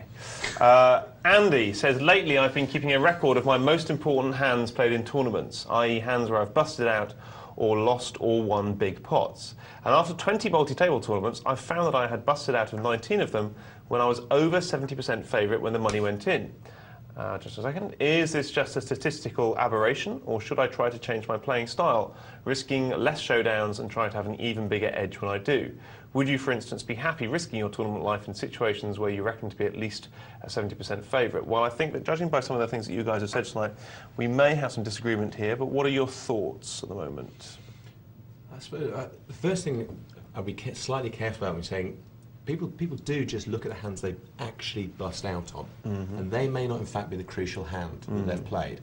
Quite often you play a few hands beforehand that dwindle down your stack to a point where you're going to get a lot more callers basically, and you find out yes you do get yourself in with the best hand, but it loses because you've picked up quite a few callers and you may have been ahead, and sometimes you have to pick further back to have a look at what were the really crucial hands that you did lose. That said, I suppose 20 tournaments isn't a huge number of tournaments to be looking at this over, and it's one of my I suppose one of my kind of pet theories that in a large multi-table tournament, so we've got 400 plus runners, you can't afford to be in for all of your chips on a 70-30 chance very often at all, 2, 3, 4, 5 times. You need to win as many safe pots as possible. I'm very much a player about trying to get as many safe pots in these multi-table tournaments as I can. Sure, we'll take on a few big gambles at certain points, but a lot of it is about trying not to get to the showdown at all. Excellent point. Tom, what do you think? I'm basically in agreement there with Graham. I mean, if this isn't just short-term variance, the reason why you're busting out even though you're a favourite is because you're short-stacked. You're short-stacked because you are losing chips where you could be picking them up somewhere else. So, I mean, at some point in the future, you're going to play a game where 8 or 9 times in a row you constantly double through when you get yourself all in and you're a favourite. So your luck will hold up, and it may be that will pay for all the tournament entries you've lost, but it may not. I think if you're regularly that far ahead, you're probably playing too tight generally. Yeah, that's a good point. Okay, great points there. Going to not go to the emails now because it's my turn just to share some what notes I take on player stats. We've heard Tom's fantastic stuff and more great stuff from Graham, so I've got a lot to live up to. I don't think I'm going to be honest with you, but I'll give it a good bash. Here's what I think, folks. I think you need certain anchors. And by the way, one of the things that I advocate is whatever anchors or KPIs, stroke for key performance indicators, you choose, just write them down in Microsoft Word and then cut and paste them into all the notes boxes, just the headings of the players that you want to take notes on. So you've got the headlines there.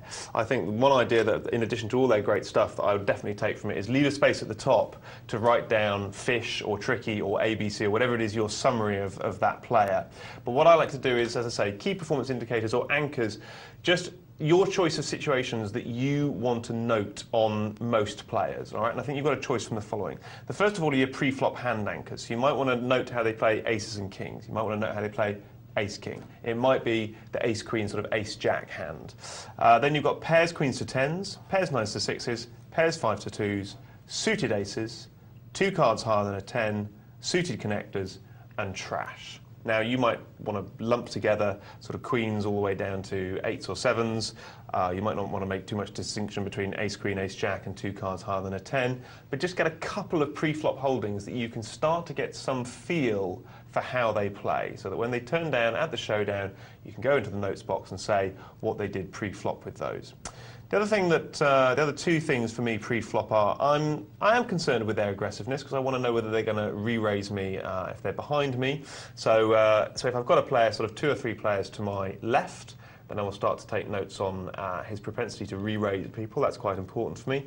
But 2 things for me are, number 1, how tight do they play? Because that's going to give me some indication of what their raise and early position means, and the key things, you know, are they just playing premium hands? The second thing I really want to know, though, is will they call, if they've raised or called pre-flop, will they incorrectly call re-raises and raises? And that's crucial for me, because if I've got a good hand and I've got a caller, then I know I'm going to raise him because he's going to call me incorrectly with anything. And if I've got a bad hand with someone who will regularly fold with the ace jacks and the ace tens and the ace queens of this world, then I know I can steal from him with a re-raise. So that for me is an absolutely crucial one for a very common pre-flop play, if I'm in a tournament especially, which is the re-steal. Then I'm in agreement with Tom. I think that their river bet and river calling propensity is very, very important. That's giving me a sense of the implied odds that I'm getting from this player. If I'm playing with a table of 3 or 4 players who will give me big implied odds, they'll make those overcalls on the river, then that's really great. And I think Tom's point about their bet on the river, the size of their see-me bet is really, really, really excellent. A couple of other things I then want to know is, do they semi-bluff all in on the flop when they've got 4 to it? In other words, 4 to the flush, 4 to the straight. Is this the kind of player that goes all in? That gives me a good idea of whether I can call his all-in bets with some frequency if I've got even top pair from time to time. Because if he does that with 4 to it, he probably doesn't when he's got trips. So I can call with, I'm not going to be right every time, but sometimes I'll look like a genius. But it's only because I've been observing this player do it sort of 3-4 times in a row. When he raises on the turn is a key one. When he raises on the turn, does he check raise bluff on the turn, or does he raise on the turn when he always has it, or does he always have it when he raises on the turn? That's absolutely key thing. We've discussed a number of times tonight, folks, haven't we? You know, we said, oh, he should have raised on the turn there to extract value. Does he know that? Will he raise it on the turn when he's got it rather than on the river, or is he one of these players that will slow play a bit? Or does he bluff on the turn from time to time? Because that's good to know as well. And then I think finally, 2 more. Number 1, what does 2 times the bet mean? In other words, you know when you bet and someone raises the minimum, what does that mean? Are they the kind of player that does that when they're loaded, or are they the kind of player that does that because they think it's a good steal? Folks, as with all of these, you can't generalize massively. Some players will do it with both. But most players will do it 80% of the time in one or other situation. So what does their 2 times the bet mean? And finally, do they slow play trips and 2 pair on the flop? Tom doesn't. I sometimes do. What does your opponent do? That's good to know because it gives you a good idea of what their call means when you bet into them on the flop. So those are my categorizations, folks. They're like anchors. You pick your favorites from those and all the great ones we've had tonight. If you put all these together, you've got some pretty good answers to that question, I think. Now we're going to get back to a game. Good shout, Cass. It's the final. Ooh. Very exciting. Serious blinds there. 2-4, but fair amount of play for our leaders. 2 short stacks, Hadge and Livbills. Themselves not absolutely dead in the water. They've got some options available to them, but not many. This is an interesting one because I see that 35,000 as a relatively dangerous stack still. There's always a chance they'll play against Bossa in the big stack here, and there's a danger that he'll double them up relatively cheaply, or with a poor hand. Not if he keeps getting dealt pocket rockets, the aces, and this could be curtains. Yeah, must be, I think. Terrible, terrible matchup. Now, that decision is the player on the button pot committed? The answer was yes, so it was safe to put in that raise. Say goodbye to Hadge. Not a lot Hadge could do there, I'm afraid, particularly when you dealt that kind of hand on the button. It looks like a steal as well. So he'd be very inclined to call any kind of raise. Pot committed anyway. But he gets $162 for his trouble. Not a bad night's work. Not a bad night's work. And the ace queen there, I think, is definitely a through ticket for all his chips, because Boston can attack him with worse hands. Yeah. He did the right move by calling normally.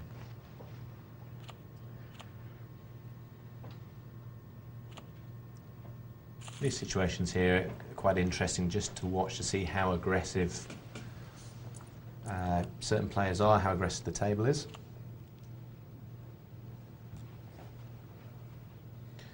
I think very much at this stage you've got to adapt to the table. How's the table playing? Is the table playing aggressive, playing very tight, and play the opposite? Yeah, definitely.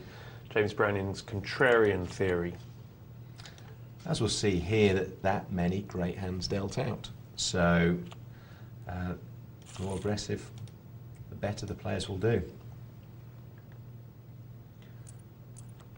Do you think it's possible to be a winning tournament player, Graham, if you can't play shorthanded on the final table well? I mean, you know, a lot of the you can be Stewie Younger and you're not going to make the final table every time, although he probably did. You know, when you get to the final table, do you have to have the skill set in your arsenal to be able to extract full value once you get there, or do you think you can be a slow but steady tortoise in the tortoise and the hare race? I think you do, because so much of the money is put into the first 3 positions. So much is you need to be getting into those first 3 positions, and a reasonable percentage of the games you make the final table. Now, one of the great things I think about the single table tournaments, which started off really being wedded in the satellites, live event satellites, and they've now become so common across the internet, is they're great for practicing this kind of situation.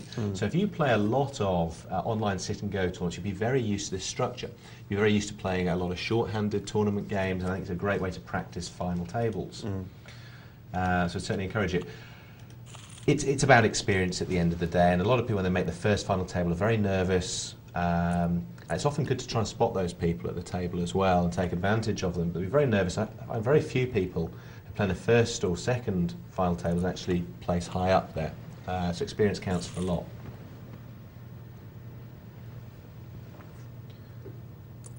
And how do you think we channel that experience, Tom? Sorry, how do you channel? In terms of the learning process, I mean, let's say we take 10 people and they all have exactly the same experiences, how can one of them accelerate and learn more from those experiences than others? Oh, okay. Well, thinking more about it helps. Thinking away from the table? Yeah. Yeah. Absolutely. Away from the heat of battle. What I like to do is, there's a few out there on the web, hand replayers. You can get hand replayers which you can feed your hand histories in and watch back all of the hands with the cards that were revealed exposed. Oh, right. This is a great discipline to get into. If you've played a final table and you want to, where did I go wrong? Because you've got really selective memory. When you've played in the final table, you've got really selective memory, and you remember the hand you busted out on, but not necessarily the hands that you made mistakes on earlier on. So it's a great discipline. The next stage is to sit down and play it through a hand replayer. Work out where you could have got away from a hand, where you should have maybe pushed a hand a little bit further. And that comes up on Tom's point. It's about really thinking about what you did and taking that time. There are tools out there that are available to help you to do that. I'd encourage everybody to do that.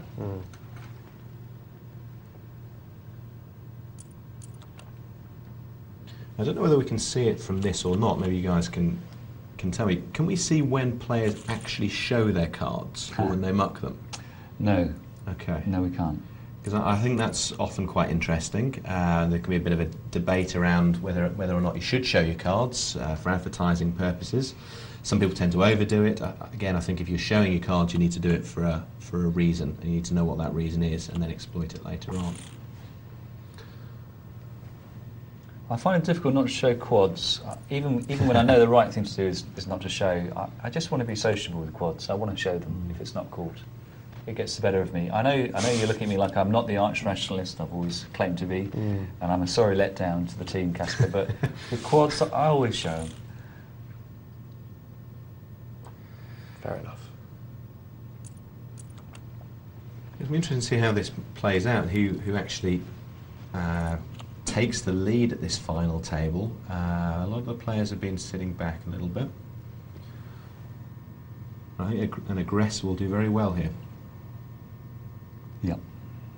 I think Bosson was seriously considering calling with the 3-4 suited. Doesn't let go of it in the end.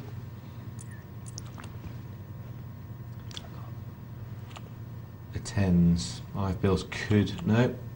Showed great discipline there with the King 6. I would have been tempted to raise with it. Would have got myself into a bit of trouble, but and we'd have seen how Edgy gets to play 10s in the big blind, which would have been an interesting one to watch. Minimum raise here from Liv Bells, and that's pretty much the smallest raise you can put in without basically committing himself.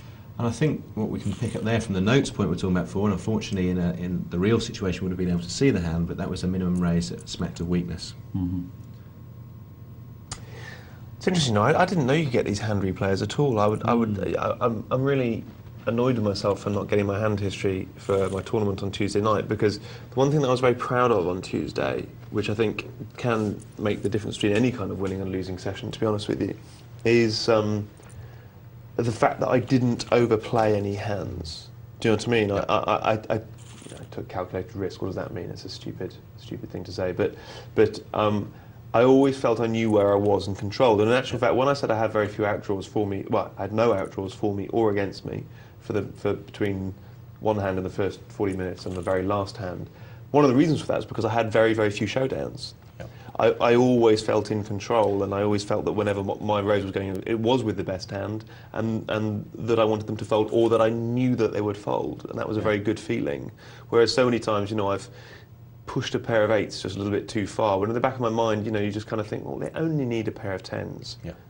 Do you know what I mean? And it comes back to, I think, what you were saying about being in the zone. That really does help. When you feel that things are going the right way, as you say, you're not seeing a lot of showdowns, and that's really key to doing well in the big multi-table tournaments. It's trying to avoid those situations, knowing when to push a hand and actually having people fold.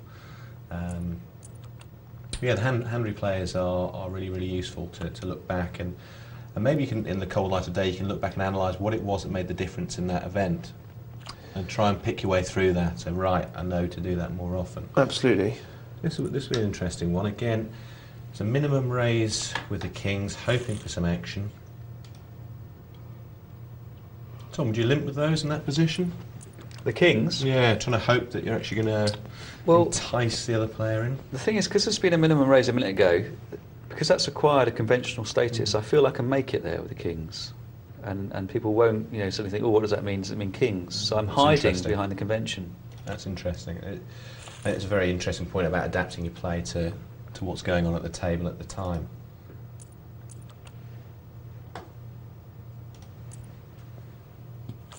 Well, we take a flop at last, and well. It's got potential for both. Eddie coming out and betting that. Well. Betting the rather. See, that's one of those situations where I would have read that in that position as coming out, leading into the three suits on the board, smacks to me of not having the flush. It also tells me that there's an opportunity to re-raise over the top and push the player off the hand. And that, to me, is one of those points that I made earlier. It's not about pot odds, it's not about implied odds, it's about nothing else but understanding whether someone's strong or weak and whether they'll lay the hand down to a raise. Now, let me ask you a question, guys, about this stage in the tournament. And of course, we get a lot of emails about this stage in the tournament. It strikes me, these guys have now got more than 30 big blinds each. Okay, the blinds are going up every 12 minutes or so. I'll just check that. Up. Fairly sure.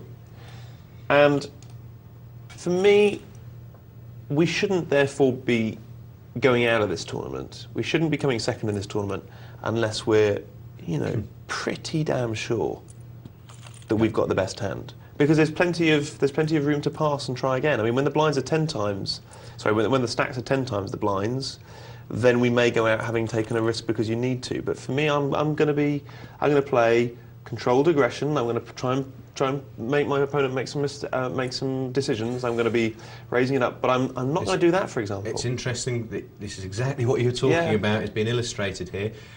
It's going to be a tough call for it's Eddie.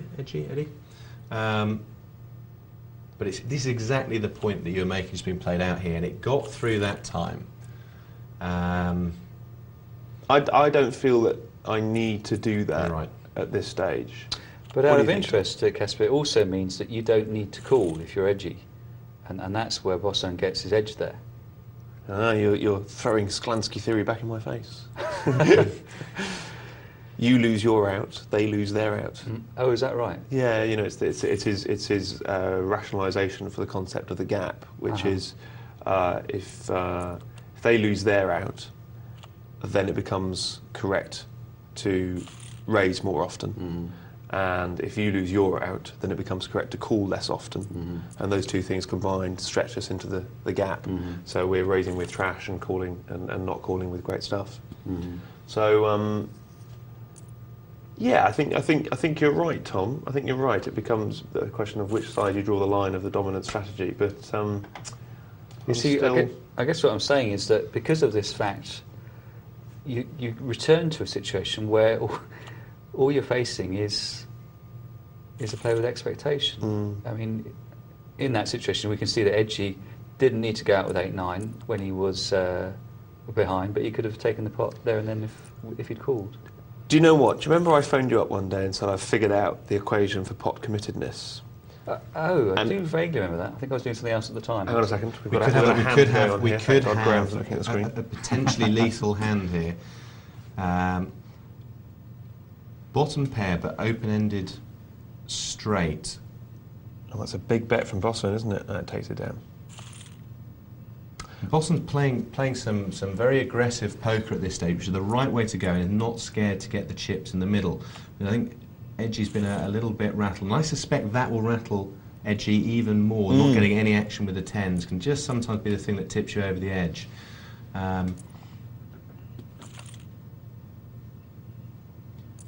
You say, I think that there's a lot of play still in this, but I really feel that Boston's now, if you like, in the zone we were talking about. You know, and it does take a mix though, Graham, doesn't it, of situation and play, because at that point there he was able to just put in a 2 times raise, didn't even have top pair, he had second pair, but Edgy'd bet out with nothing and therefore had to throw it away. So if you're Edgy, it feels like you're being beaten up. In actual fact, Boston did have something, didn't have the best thing, but Edgy had nothing. That's exactly it, and that's why I'm also a big advocate of not showing hands down at that stage, because you want that player to feel that you've beaten them around, even though you've got big hands.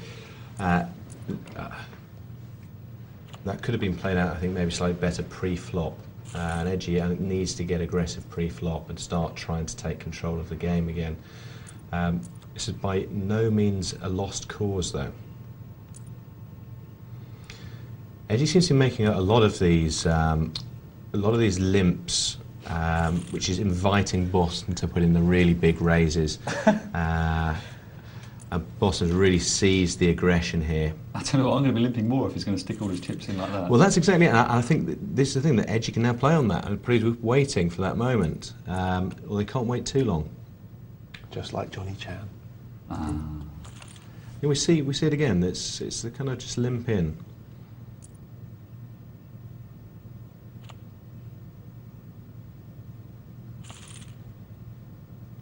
Yes. So I told you I'd figured something out. Figured out something pretty important. Okay. Wrote it down on a piece of paper. Oh, yes. Kept it in my filing system at home, which is really just putting it on a table in my bedroom.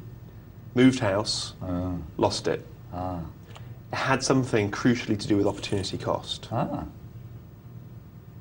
The opportunity cost of playing this versus the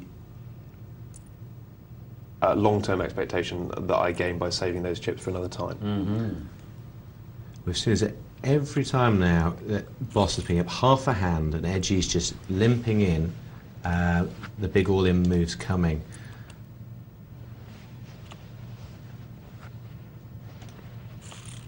It'll be an interesting play tactically if Boston happens to pick up a real monster hand at that point. I hope we don't see another limp. We have. And Edgy seems to really settle into this pattern of just limping in to try and see flops, and when your head's up, you're really going to miss the flop. You're very going to miss the flop, time and time again. I think Edgy must be feeling now like he's been battered around the table.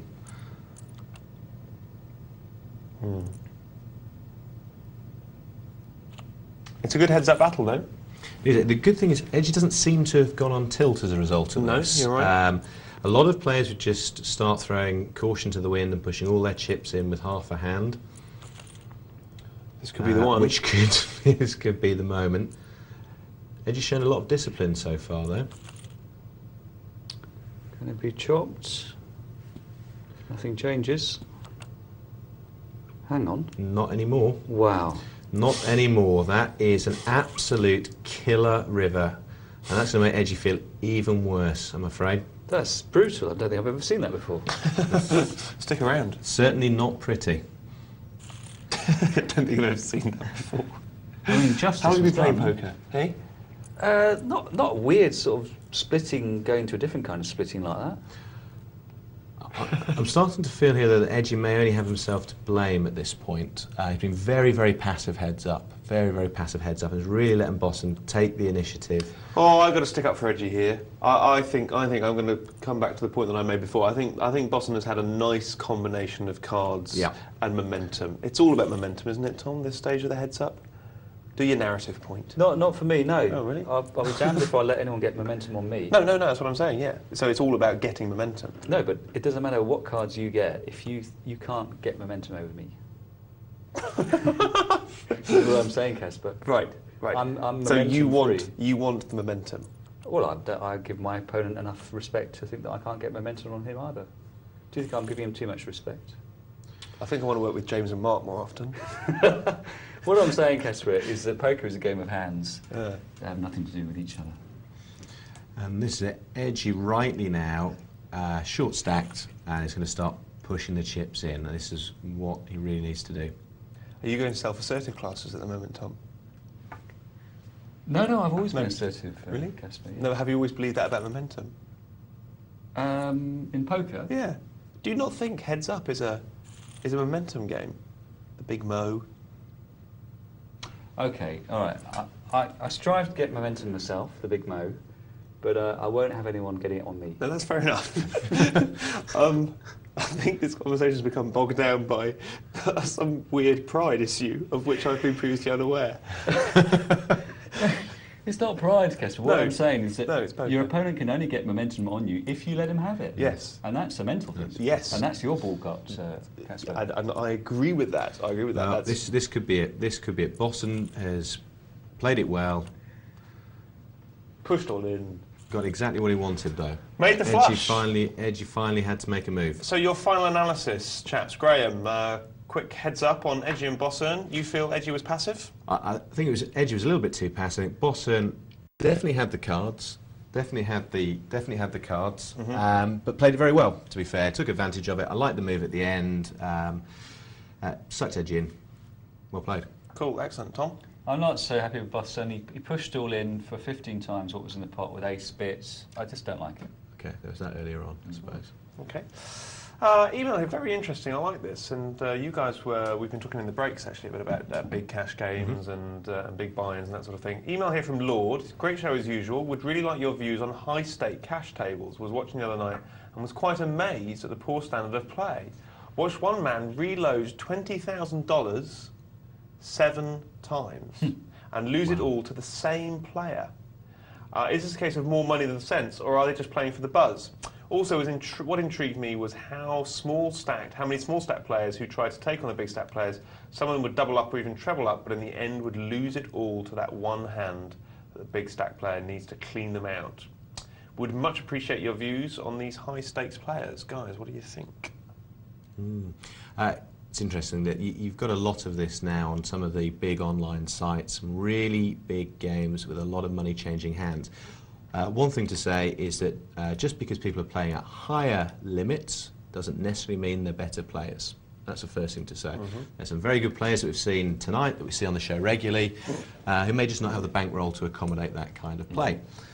By the same token, some of the plays that people make at that level may look very strange, may look very poor plays, when somebody's not involved in the game or really understanding the dynamics of the game.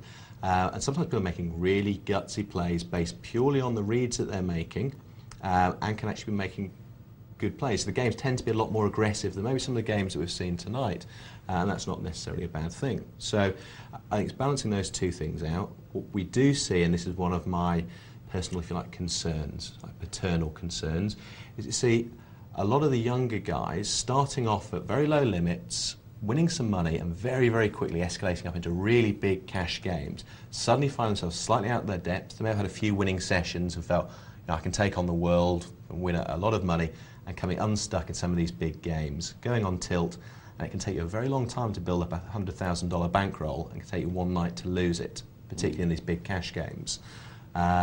So yeah, I think it's a mixture of all those things that makes high stakes, no limit poker a phenomenally exciting thing to watch. Tom, what do you think? Yeah, absolutely. I mean, you can't always tell the difference between a brilliant play and a stupid one. Only the person, if you talk to the person and find out why they made the play, you'll find out whether they're reasons were sophisticated or just habit-ridden. So you can't really say. The small stacks who are losing their stacks that they've built up by doubling through a few times, well, I mean, that's to be expected. If you go into any contest where you've got to double up again and again, even if you've got an edge, more often than not, of course, you're going to lose it all. However, when you do win, you win considerably more than you started off with when you started the whole doubling process. So exactly the point from earlier on as well, isn't it? That when they're short stacks, they're buying with short stacks, they're not giving anybody the implied odds to bust them.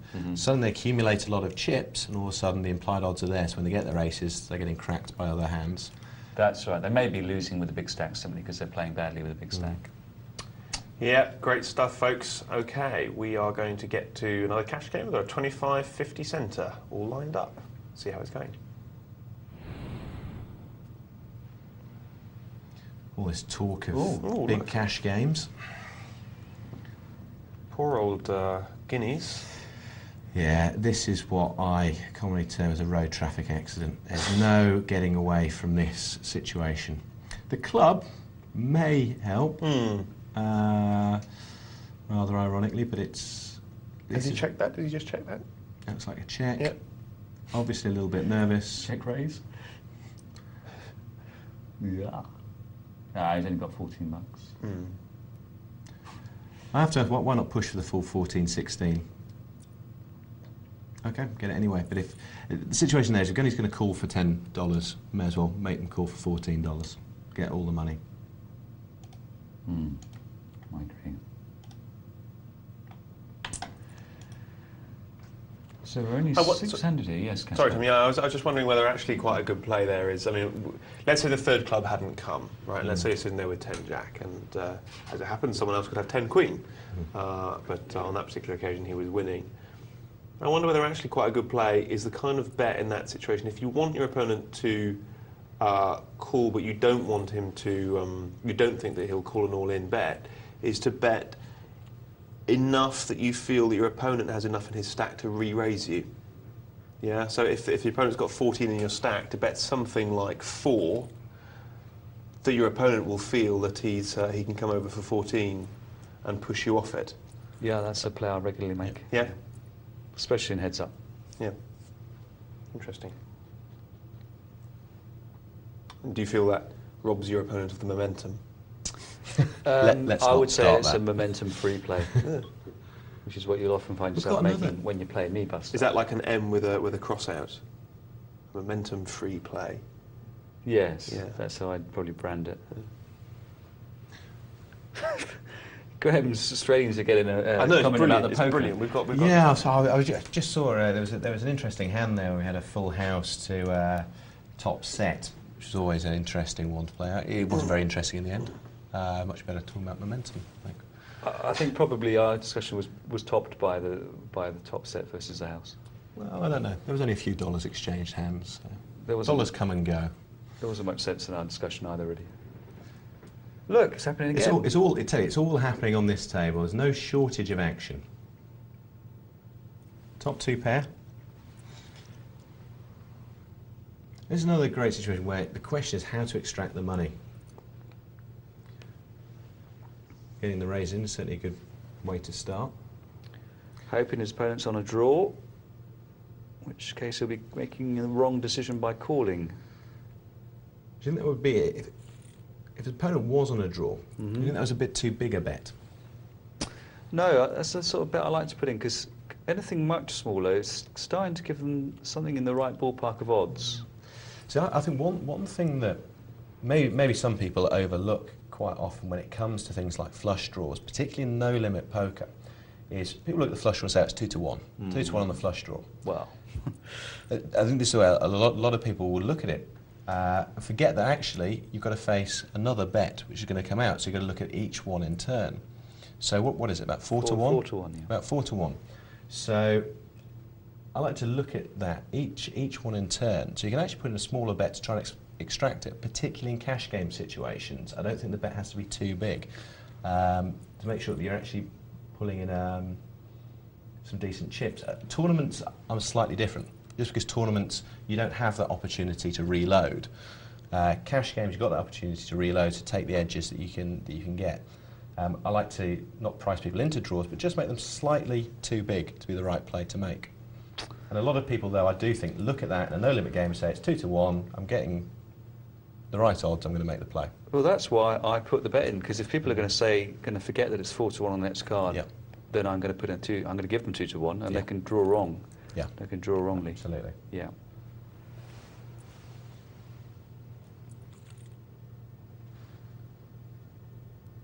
Ace is a long way ahead. Still ahead. That's half the pot. Takes it down.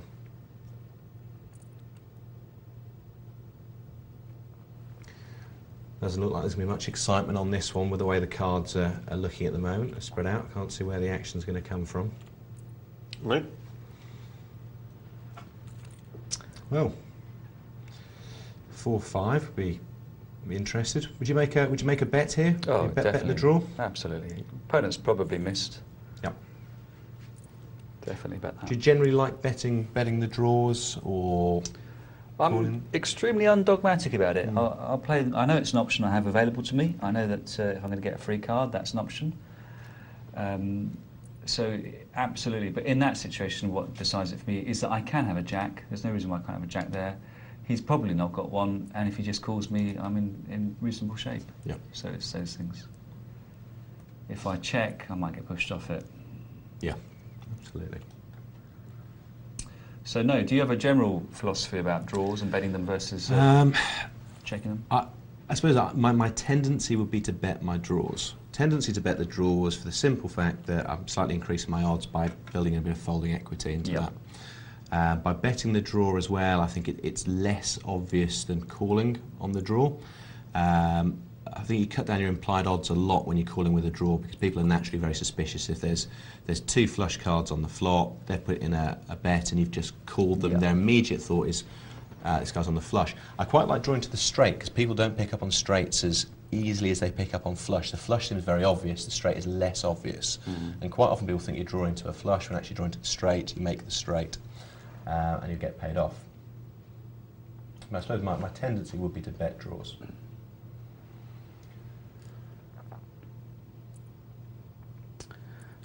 But I was a bit worried about that straight there. Yeah, the 10 really was one of those scare cards that when you've got the set, you don't want to see.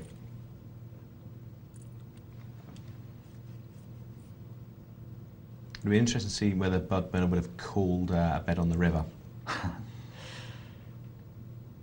see what the poker player is really made of. Yeah, a significant bet though. I mean, other bets in this game, they feel too small for me. People are making bets that are too timid, to my mind. I think you're right.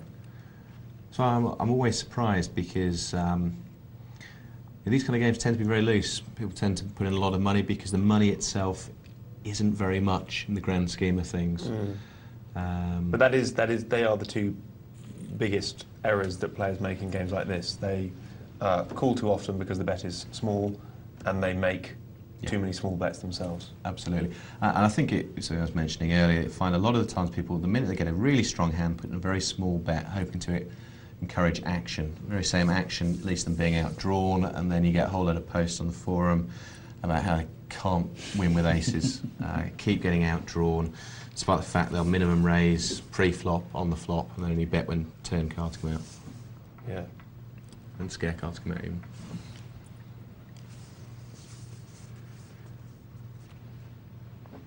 Seeing a lot of flops here with potential, all kinds of potential, but not potential for the players who are involved.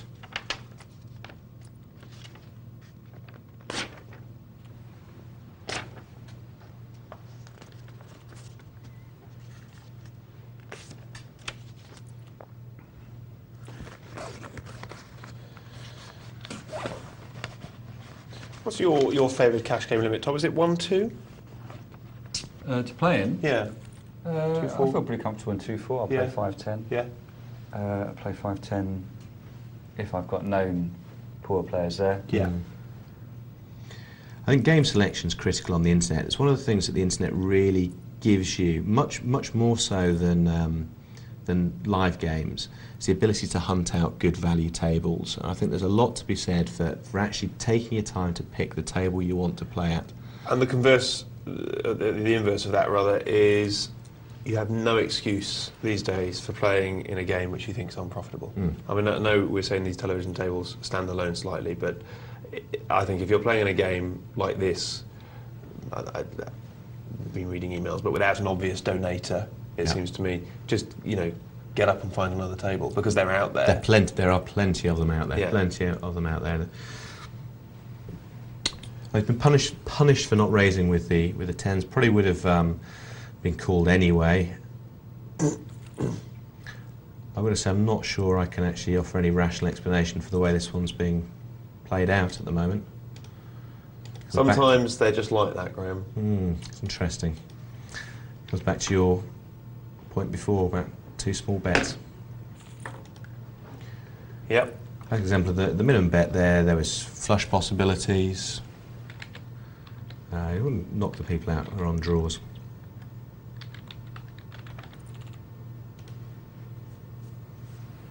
King 10 coming in for the minimum. It's a dog of a hand, even suited, but he's about to acquire position, I think. Yep, I think you'd be right. The Queen 2 is not really having any business there. The 10 jet might fancy the gut shot. Absolutely. Now the King 10's in trouble. Bit of Irish position coming into play. Yeah, and I think he read it nicely. The Queen, of all the hands Bud Burner can have, the Queen is not one that leaps to mind. No, and I think that's the real problem with the minimum raise in that position. If you're going to play the hand, I think, play it aggressively. Another reason for not making the minimum raise in any position is that you don't really want to make that play with aces, for example. You don't really want to make that play on the basis of the cards, in as much as you're probably going to get too many callers. And so if you don't want to make that play with aces for card-based reasons, then you shouldn't. Now, if you're not going to make the play with aces, by putting the minimum bet in with any other hand, you're saying, I don't have aces. Now you're in a very weak position. Yeah. But that's why I do advocate just recording what people will make minimum bets with pre and post flop. Yeah, absolutely, yeah. Snowmen on the button. Hoping for a good, raise, but now it's the minimum again. Aren't their eyes made of little buttons? Anything. Coal is typical, I think. Coal and a carrot, or sometimes two carrots.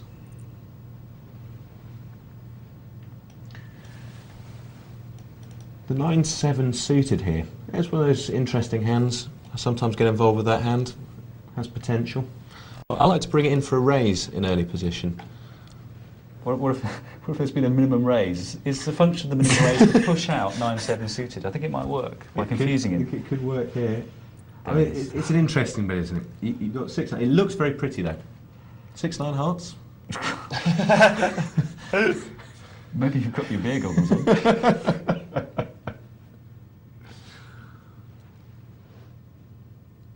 I wonder whether players are getting tired at this stage. I'm just wondering in my mind what conditions Dana wanted to occur. He's checked and folded on the flop. What would have been perfect there with that minimum raise? I hear a lot of people saying the reason why a minimum raise in that kind of position is to build the pot. Because when I hit my miracle, there's going to be a huge pot there. Okay. Without realising that actually... Tom's scoffing. He's such a snob. It's just money thrown away. The logical conclusion is, if you're better off betting a small amount than just calling, then you'll be even more better off by putting all your chips in. Yeah. That's the logical conclusion of the reasoning. Makes no sense. Yeah. Is it though? Yes, it is. Why? Okay, you got a 6-9 suited. Yeah. Let's say you decide you want to play it. Yeah. If you just call, Yeah. then you're in a certain situation. But these people are saying that if you put in more money, then Just double. built the pot. Little. Okay, but you're some of the way towards putting all your chips in the middle. Now, if you're a certain amount better for having put some in, then you're going to be more better for putting more in. If that's all there is to their argument, that they're building the pot. Oh no, I disagree with their argument, but I disagree with that refutation of it, because I think what they're saying is they want a big pot on the flop for when they hit, and I think there is a concept of the bet which maximises the size of the pot on the flop, and probably the bet which therefore maximises the implied odds by the river. That's very different to saying the bet which maximises their commitment to the pot, that may minimise their implied odds by the river. Now, I'm not saying that the 2 times the big blind raise with 6-9 suited in first position is a step towards that. But I do think there is a concept, and maybe this is because I'm, have my roots in limit play. There is a concept of a bet which takes you to a situation where you've got a number of players, so you haven't forced out players. So you've got a number of people to pay you off. When you make that big hand, presumably with 6-9 suited, it's the straight flush, but you've also got a big sizable bet that those players are going to be calling big bets as well because the pot is already large. So it's better to have 6 players in the pot all having paid $1, therefore, than 6 players in the pot all having paid 50 cents. So if the raise is minimum and doesn't scare people out and people will call anyway, then it does make sense. That's very different to saying you want 1 call or even no callers with an all-in, because with an all-in at 6-9 you've got no implied odds. You can't release it on the flop if you go nowhere. No, but it still doesn't wash, because if you 6-9 is a dog, obviously, to the field, I think you need to hit your hand. Yes, I'm not. Let's say 10 jack suited in middle position. Okay, all right, let's say a hand with implied odds. Yeah. You need to hit your hand. Now, it's certainly possible that regardless of how much you've put in before the flop, you'll get it all in anyway. That's an unknown quantity, but it's a possibility. So given that the maximum pot size you can reach in both cases is in fact all your chips, it's an article of faith to say, well, you're more likely to get there, you're substantially more likely to get there by having put some of it in beforehand, to a degree that outweighs the fact that mostly you're losing money each time that you call and you don't catch your hand. But isn't this the nature of implied odds? The nature of implied odds is, it's good, the old argument, well, not the old argument, the argument was put very well in an email the other day, that when you're playing aces, you want to whittle down the field, because what you don't want is 5 or 6 callers, each of whom have, pair of sixes, jack 10 suited, all able to fold on the flop if they miss, but absolutely screw you if they hit. You don't want that with aces, and therefore it's better to get it heads up with 1 caller, which is your point, Tom. Well, that's true, but the point is... But the inverse of that is with jack 10, you want to be in a situation where you can release it on the flop cheaply, or extract all the money from it. But if you've put all your money in before the flop, you don't have that ability to release it. Yeah, no, of course it's a crazy play. But what I'm saying is, it's even better to release it even more cheaply than you would have had you put money in. Because if you get in with a call instead of a minimum raise, it's a cheaper release. I think it was an interesting hand there. It was an interesting hand. It looks. Talk us through, Graham. Stevie Six has got a golden hand. Yeah, it looks like it could be disastrous, but it was okay. The aces managed to hit trips. The kings managed to hit a full house. So it was a big hand. It played out pretty much as you'd expect it. The interesting thing here was that Steve actually limped the middle position with his kings. And on that occasion, it worked out beautifully, but it was a specific. Yeah, pretty a one-off. Wouldn't advocate it. Good stuff. We've got an email here from Matt. He says, "Hi gents, good to see you feeling a bit better, Cas." Well, this was actually sent in earlier in the evening when I was still feeling a bit coldy fluey. But you know what? An evening spent with these two has cheered me right up. I'm quite buzzy now.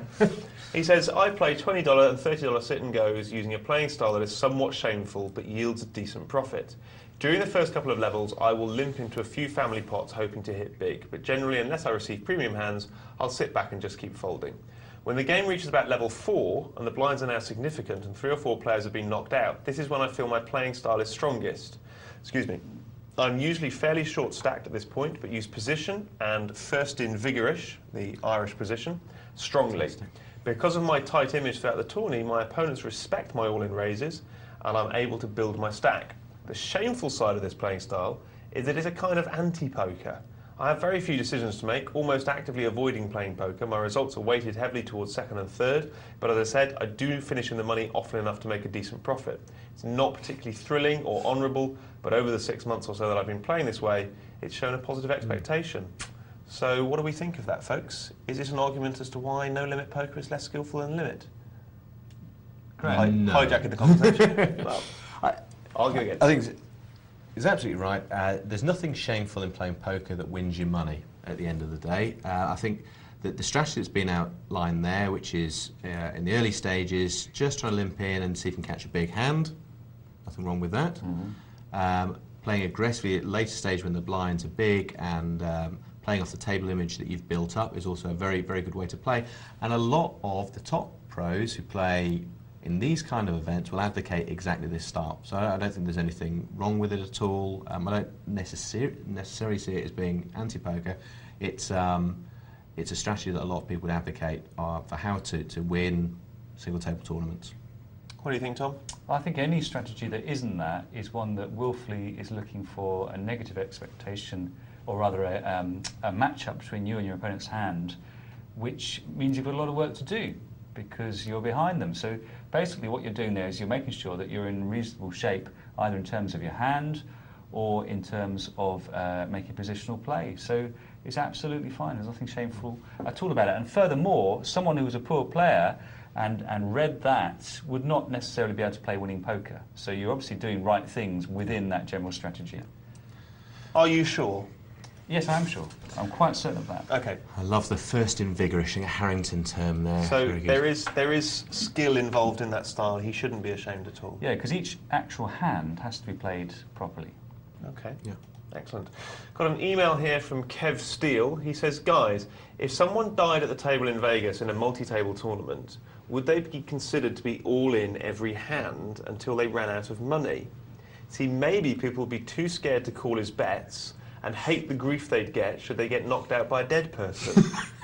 I reckon faking death could be a good tactic to winning a tournament. What do you reckon? You can only try it once, I think. Yeah, well, it's good. I mean, Like a bee. Yes. I'm heading to Vegas shortly. Will you be? A couple of weeks. And I'm glad that we've had this exchange of emails because it's certainly a novel concept, and I might give it a go. And I'll report back. I'll let you know how I get on. Well, listen, Graham, it's been an absolute pleasure having you on tonight. been a pleasure being here. I don't know if I speak for Tom. No, but, you do speak. You absolutely speak for me. It's been great having someone bringing me and Tom back to the game. In fact, we should employ him just a little bit of our salary, just to bring us back to the game every now and then. What do you think? How does it sound? That sounds good. I should point at the screen. Yeah, that's right. That's The great. hand. That is what we've needed. Yeah. Folks, I hope you've enjoyed tonight as much as we have. Thanks to Graham for joining us. Thanks to Tom for being Tom. And thanks to you for joining us. Do join us tomorrow night for more Poker Night Live. Take care.